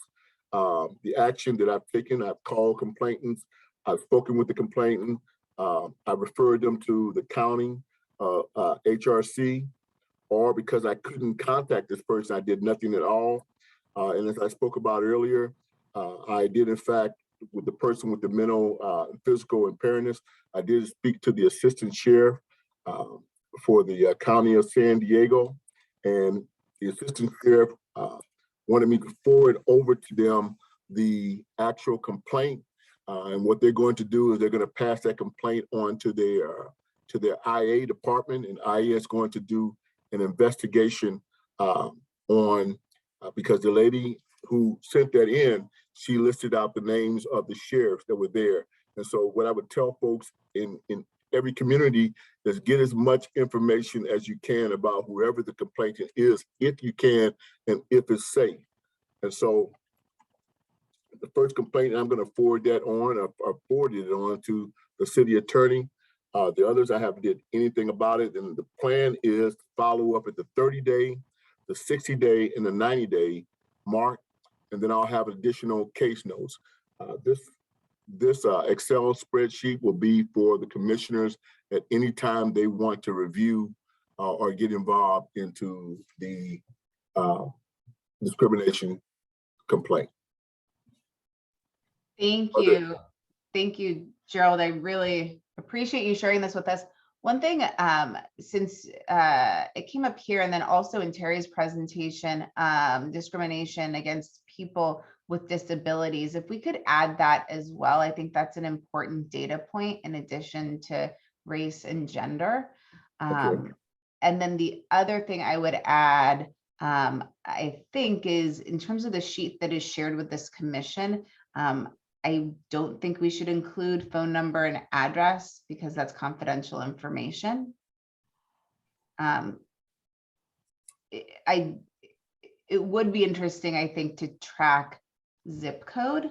So maybe from the address, if you could just extract the zip code so we could see, are there trends? Are there certain communities where we're seeing more discrimination or more reported discrimination than others? And Commissioner Thomas, I see your hands raised.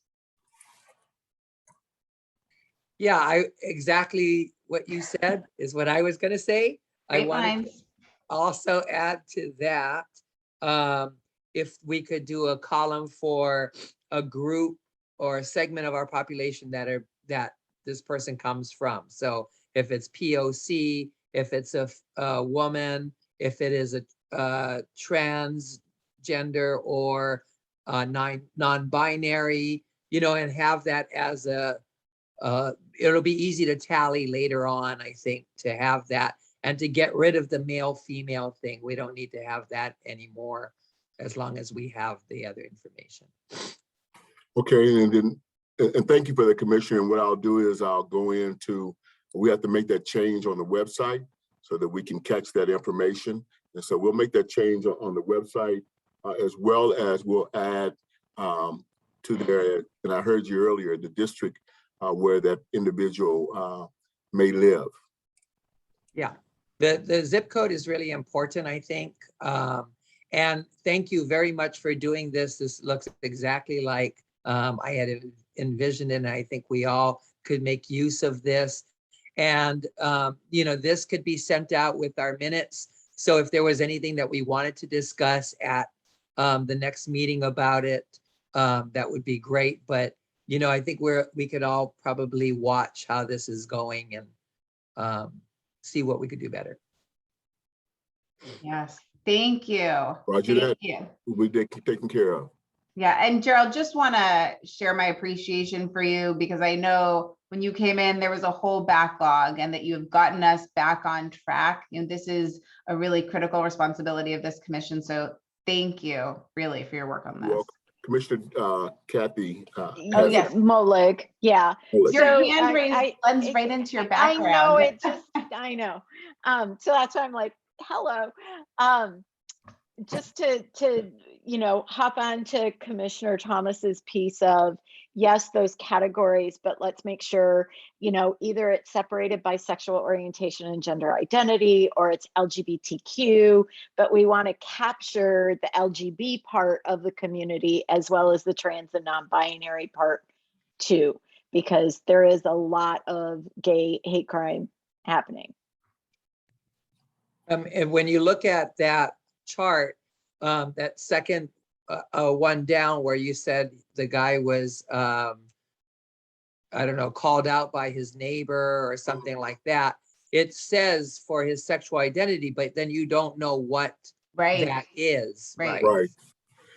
And just to let the commission know, okay, I've got more in-depth information, but I didn't put it on there. I tried to keep it kind of general and speaking, but so what I hear you saying is that you want more specific as it relates to gender roles and identities. Yeah, and I think, I think that would be really helpful. And I think particularly as we think about, you know, our role as, you know, raising awareness, sharing information, resources, being able to see trends and really understand the detail of some of these complaints would be really helpful. You know, if I may, I would also add that on the complaint form online, as well as the information we're collecting, we want to track what type of, whether they believe, the complainant believes it's harassment or discrimination based on the categories of age, race, gender, religion, national origin, disability, age, etc. And I can help you with that, Gerald, and that's all laid out in the law. So you don't want to cut it. You want to cut it the ways that the commissioners are describing, but you also want to leave it broad so that the complaint can be read initially broad.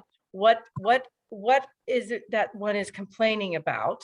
So that if it then falls under discrimination, what is it? And then if it's gender, what is it?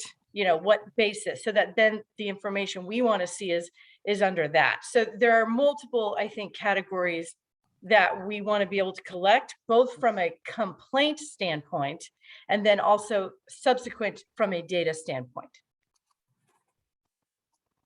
Thank you. So got glad that. to have Thank you. an attorney on the commission. Appreciate that feedback. And I would say, if anybody has feedback about what has been presented in terms of the complaints, the data we're collecting, please share that with Gerald. I think this is a work in progress and we'll keep getting better and better. Yes, Gerald. And so, Madam Chair, if I could just go over and again, and thank you, Commissioner Rizzo and all the commissioners. I just want to let you know what's submitted to me. what's submitted to me is the name of the individual complainant, the street address, the city, state, zip code, the home phone number, the work phone. It does ask the question, is that person currently working? If so, what is your occupation? What is your race? What is your gender? Are translation services required? If yes, indicate your fluency. Then it goes into the second portion of it to ask the name of the person and organization whom you feel discriminated against you. And so it asks the name, the position, the organization, the street address, the same thing, city, state, and zip code, the phone number, name, position, organization, and street address. And then it goes into discrimination details. And it says, I was discriminated in, and then it asks for a statement. Then it goes, if others were selected, please specify here. If your charge is against a company or union, what is the number of employees of members? Then it goes, it says, I believe I was discriminated against because of my, and then it says, check all of that is applicable. And in that portion where it has applicable, it has race, gender, et cetera, in that area. If other was selected, please specify here. Have you filed a complaint with other agencies? If yes, what agencies did you file the complaint? What was the date you filed the complaint? Have you ever filed a complaint with this office before? Other individuals? If yes, please list those individuals below. Mediation, explanation, complaint support documents. And so those are the things, and Commissioner Rizzo would love to sit down and work with you on making sure that that has all the information that the commission would like to collect. Yeah, that would. Yeah, I'm Commissioner happy to Rizzo? do that. All that makes a lot of sense to me, but I would like to read it. Yes. I don't understand that last question, but more or less it's fine. And then, whatever Kathy and Tootie, I think the original question on gender, it could be, your gender identity or your gender, what have you, because the later questions, are fine by me from the legal perspective. And I do think so. If you all could have a quick meeting to talk through this. So it sounds like Gerald, Commissioner Rizzo, Commissioner Molig, Commissioner Thomas, and report back to us about any changes you're able to make to the form next month. That would be terrific. I do want to quickly get to a chair's report. And Commissioner Detsky, while I do see your hand raised, but I'm going to ask if you can hold it until our commissioner reports, if that's okay. So just quickly, chair's report, and then we'll get to commissioner's report. And I know Commissioner Thomas has something that she would like to share. So I did want to let everybody know that Councilmember Campillo's office has notified me that the city has posted the new executive director for the Office of Child and Youth Success, and they are encouraging all of us to spread the word. I have read the posting. It's a really fantastic job. So if you know anyone who does work with opportunity youth and families, this is a really great opportunity for a talented person. So I will put the link to the posting in the chat and encourage you to share that, and just wanted to remind everyone that this was something that we had advocated for, and really great to see the hiring happening hopefully pretty quickly. I also, well, we did mention already that the mayor's office sends out the press release around the awards reception. And I also wanted to mention that today I received an email from an advocate for the trans and non-binary community who's working with the Polaris Project to identify policies around human trafficking in San Diego as protections for the LGBTQ sex workers, and protections for the LGBTQ sex workers that are trafficked. And so I'm going to follow up with that person, and we'll report back to the commission. And Gerald and I are actually hoping to meet with them, and we'll report back on that matter. And with that, we'll go into commissioner reports. We've got about 10 minutes, but I'll have Commissioner Thomas go. Commissioner, first. Oh, yes, Vice Chair. Chair. So you also have on the agenda nomination committee for HRC officers. Oh, I missed that. Go ahead. You don't really want to leave, do you? Yes, no, that's critical. So I just wanted to, I think at the last meeting, I mentioned that if you're interested in running for an officer position, to please let me know. I have spoken to 2 commissioners who are interested in the vice chair position, but we also have the chair position available. Commissioner Hazen is not going to be running for chair or vice chair. I'm not running for chair or vice chair. So if anybody's interested, and I think one of the things we'd like to do is ask for volunteers. I was going to ask for Faye Detsky-Weil, since she chaired this committee 2 years ago, and anybody who is not interested in running, really just to help me and maybe another commissioner reach out to all of our commissioners to find out if there's any interest, because I know some of the commissioners haven't been to the meeting. And so we just want to make a phone call, make sure we've covered everybody, that everybody knows that these 2 positions are available. If you have questions about what it entails, feel free to reach out to Shana or me, and we're happy to talk to you about it. And I think since I did have a conversation with a couple of commissioners, we're not necessarily leaving the commission, but we took over this role because we had been around for a while, but I think it's time to move some of you who are really active into these leadership positions, and we will be around to support and be involved on the executive committee until you don't want us there anymore. So just know that we're happy to help guide moving forward. Thank you. Thank you. Yes. So just a reminder, at our next meeting, we will be voting for a new chair and vice chair and encourage nominations. Commissioner Detsky-Weil? I'm happy to help Thank you. sort this out. So thank you. Terrific. Thank you. And now I'll turn things over to Commissioner Thomas. Hi, again, the amount of harm that's brought on our transgender community is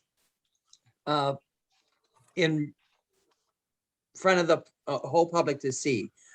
In providing this initiative where we were going to get the HRC from the county to join with our HRC in promoting this, they took it before their board, or I'm sorry, before their commission. And in that process, 2 commissioners there, our very own Julia Legaspi, as well as Gina Roberts, had a run-in with one of the commissioners there who feels, Julia, do you want to sum it up? How he feels? You were there. Yeah.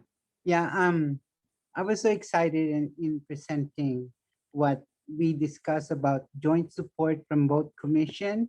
So there was a discussion, and they called a vote, and there was one abstention. Commissioner Roberts asked him what was the abstention about, and then there was a mention of the Bible, his religious belief, and the word abomination came out, and it was just like we were shocked because of he explained that from the beginning, before he was appointed to the commission, about his belief, his religious belief, and if they still want him to continue. But you know that we were just discussing about hate, about the hate in school, and that letter that was sent by a supervisor, I forgot his name, about the care organization being labeled as terrorists. So we just finished that, and we acted on what needs to be done. And this discussion about the letter of support, and he said he just cannot support it because of his religious belief. And the word abomination came out, talking about the LGBT community. wasn't- So I heard. But I'm, part of it, I'm happy to report that the letter, the support that we wanted to passed with 18 votes, and the letter of support is being drafted in time for our celebration on Saturday for the Transgender Day of Remembrance. So, it was, we're talking about hate here, and I was so sad that I will feel it in a Human Relations Commission from a fellow commissioner. I'm not new to insult, to discrimination, bigotry, but I didn't expect it to a fellow commissioner in the Human Relations Commission. Yes, and I think, so this was brought to my attention by Commissioner Thomas earlier this week, and I couldn't agree more that it is incredibly disappointing that on a commission, whether it's a city human relations commission, or in this case, a county human relations commission, whose work is focused on reducing hate, creating a community that is supportive and inclusive, that a commissioner would say something like that, I think is just such a shame. But I think one of the things that we discussed offline is the opportunity to educate and raise awareness, and to really promote this supportive community that we're looking for. And so one of the things that I suggested and that we discussed is, could we have a forum to bring the community together to raise awareness about our trans community, to raise awareness about hate targeting that community, and to talk about how we can better support the trans community. And I looped Commissioner Molig into that conversation as well. And so my hope is that Commissioner Thomas and Commissioner Legaspi, that you can help move that forward, and we are behind you. And if we can have a committee or a working group to work towards some kind of community convening that we present, I think it would be terrific. I think also Yeah. there's an opportunity there to talk about hate speech in general too, right? Not just about the trans community or our non-binary or LGBT community, but just hate speech and what does that constituted, right? Or how is that constituted? The hiding behind religion maybe is not the best way to do that, because you bring everybody down in your church and your religion. I just think I thought it was a weird way that he tried to explain how his, and also when Julia says it, she doesn't take it on completely, but he pointed that word abomination at her and at Gina, who even in his letter, he called out as being sir or he. So it just continued on, and there needs to be a check on it. Yeah, and I told wonder, them, I'm and I sorry, told them- Julia. oh, okay, and I told them, it's everybody's right to abstain, but to elaborate the abstention. And I told him, I'm glad it happened there, because everybody saw what transgender people like me go through every day. It's a day-to-day battle just for existing. Yeah. And, I'm emotional because it kind of stabbed me in the heart. Yeah. Because I tried to do good to the community, but being looked at like that, an abomination, is something like, I want to melt in that chair. Yeah. But I'm glad they saw it. They saw, the whole commission saw what we go through, transgender people go through. Thank you. And I think all of our hearts break with you and for you. It's inexcusable, and clearly it was hate speech. I do see Commissioner Purcell has her hand up. And then I would ask if the two of you could form a small committee or working group so we can really think about what we can do moving forward. I think would be really important. Commissioner Purcell? Okay, can you hear me? Yes. Yes. I actually didn't mean to have my hand up. I was Oh. just texting. That's okay. I'll say it. And I think I could say it probably on behalf of all of us, but Julia, you know, I personally, and I'm sure every commissioner here is just so grateful that you are here and that you are active in the community, because you not only serve your purpose, but you open our eyes. And so you can't let, or you can, but I beg you not to let somebody's inexperience or shallowness, or I don't even know what this person was, but affect you and what you're doing, because you're doing amazing things. Thank you. Here. And I am looking at time and want to be respectful of everyone's time. So let's go around and we'll do quick commissioner reports. And I do hope that Commissioner Thomas and Legaspi will come back to us next month with ideas about how we can create some good out of this really awful act. And I'll go ahead and call names. Commissioner Beltran, anything to report?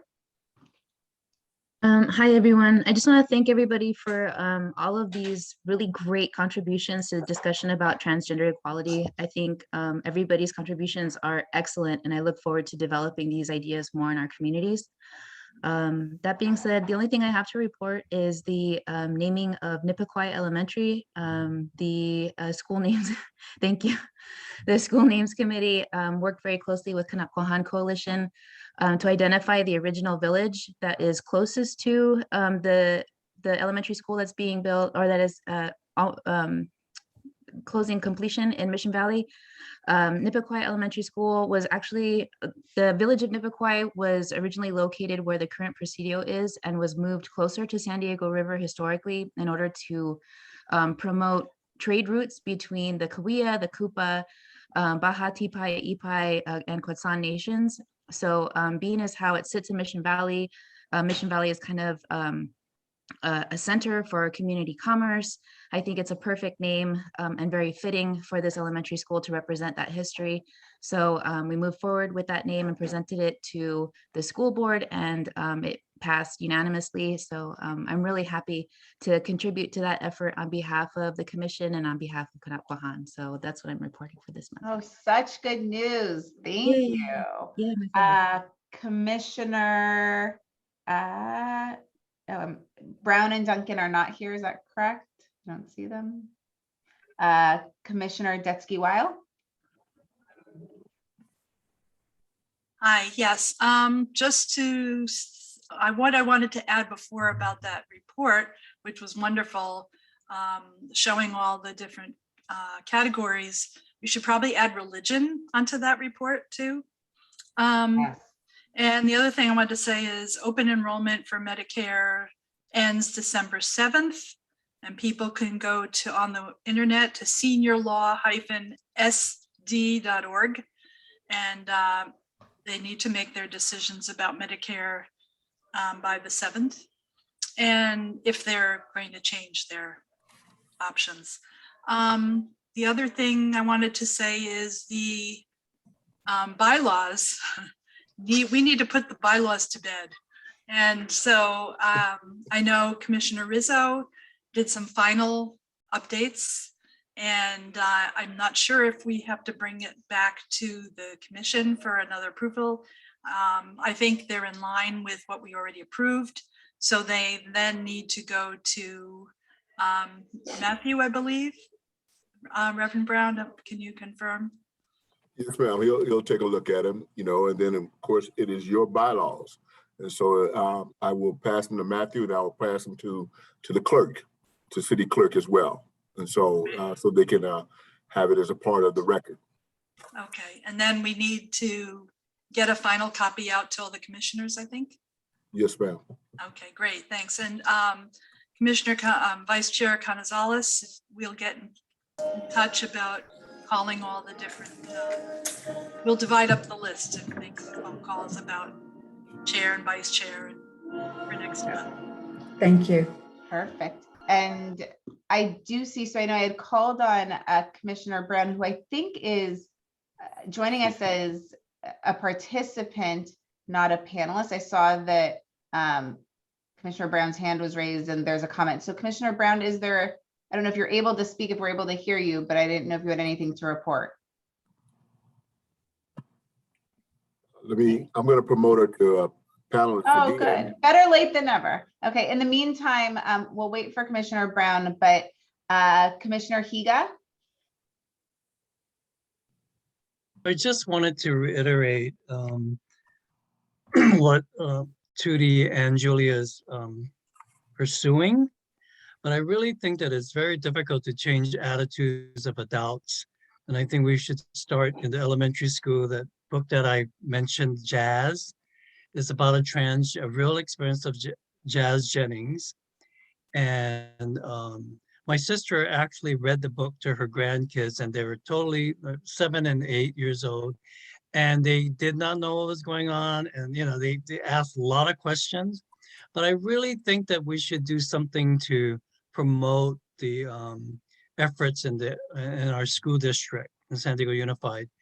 They do have a gay and lesbian department, but I don't think they're moving as fast as we should. You know, I had transgender students at my school, and they placed them there because they felt that, you know, they were safe in that school. But the main thing was we're not following Title IX policies, the federal policies to protect, you know, the transgender students and others. So I think a letter to the, my suggestion to Julia and Tootie that we can work on getting a letter to the district to stop dragging along and get that department that was established to start promoting, get that book to every school and have that awareness. And it's a very good book. It's really geared for elementary kids, but maybe there's another book for middle school. And I think we can promote to get the books in the hands of the principals in the schools and start promoting it that way. And that we can start changing generations in that, because I think it's a lost cause to start pushing all these policies for adults to change, because they're not. They're beating up transgender community members in Hillcrest, you know, like Tootie mentioned. It's just a tragedy to me that it continues to do that. So that's my input for tonight. I think that's a great suggestion. And I also would say if we could reach out, I don't know who staffs the youth commission, Gerald, but if we could get the youth commission engaged, right? And having students connect with students and encouraging the district. And I want to say it's districts. So within the city of San Diego, you have both Poway Unified and San Diego Unified. So we want to share information with both of these school districts. And let's see, moving on to Commissioner Legaspi, anything else that you'd like to report on? That's about it. They're drafting the letter of support that we requested, and I should have it by Friday. That's, you know. Thank you. Thank you. Oh, and Commissioner Detsky-Weil has reminded us also within the city, it says, I guess, Del Mar Union has some schools within the city of San Diego and Solana Beach. Yes. Thank you. Commissioner Purcell. Am I muted? No, I'm we having can such hear a you. problem with No, my anything computer. to report? So sorry, I do not. I think it's been a wonderful meeting though, so thank you. Thank you. And Commissioner Razi, I know you were on the phone. Are you still with us? He is not. Okay. Commissioner Rizzo. To Julia, I just want to say thank you for telling us your story, because it's people that speak out, tell us things, share things, even the tears, even the emotions. That is really important in a situation like the one that you faced. So I'm sorry, but I appreciate you telling us and sharing your story so boldly and so heartfelt with us. And to Tootie and Julia, as you're thinking about moving forward on that, I was thinking about putting a program together next year on not only hate speech, but what to do after the hate speech in terms of working through it on a conciliation kind of standpoint. So if I can help you in any way as you're working forward, I would love to do that. And then following up on the NCRC training that I spoke on last time, I realized we didn't put that as a motion. So Shayna, Dolores, if you want me to move that through with NCRC, please let me know. I think we were talking about February, but I know we didn't ask for a motion on that. So I just wanted to close the loop on that. If you Yeah, would I like think me I don't know to that we have to. I don't know that we have to vote on it, but I would say yes. I think my takeaway from the last meeting was for sure. Let's try to move forward with that. And I think the other thing that we talked about today is bystander training. So we may want to talk to NCRC about both of those things. So on that, because NCRC is doing the conciliation mediation training for us, I do have a friend who does bystander and implicit bias training. She's very good. She's done it for the city attorney's office. She's done it for other public entities. If we want to tap NCRC, fine by me, but if we want to tap somebody else, I did reach out to her during this meeting, texted her, she's happy to do it. Oh, good. I've gotten rave reviews from the city's attorney's office who took that training. She'll do it for us pro bono. It's about an hour. So I just wanted to throw that into the mix as well. And that's what I have today. Fantastic. Thank you.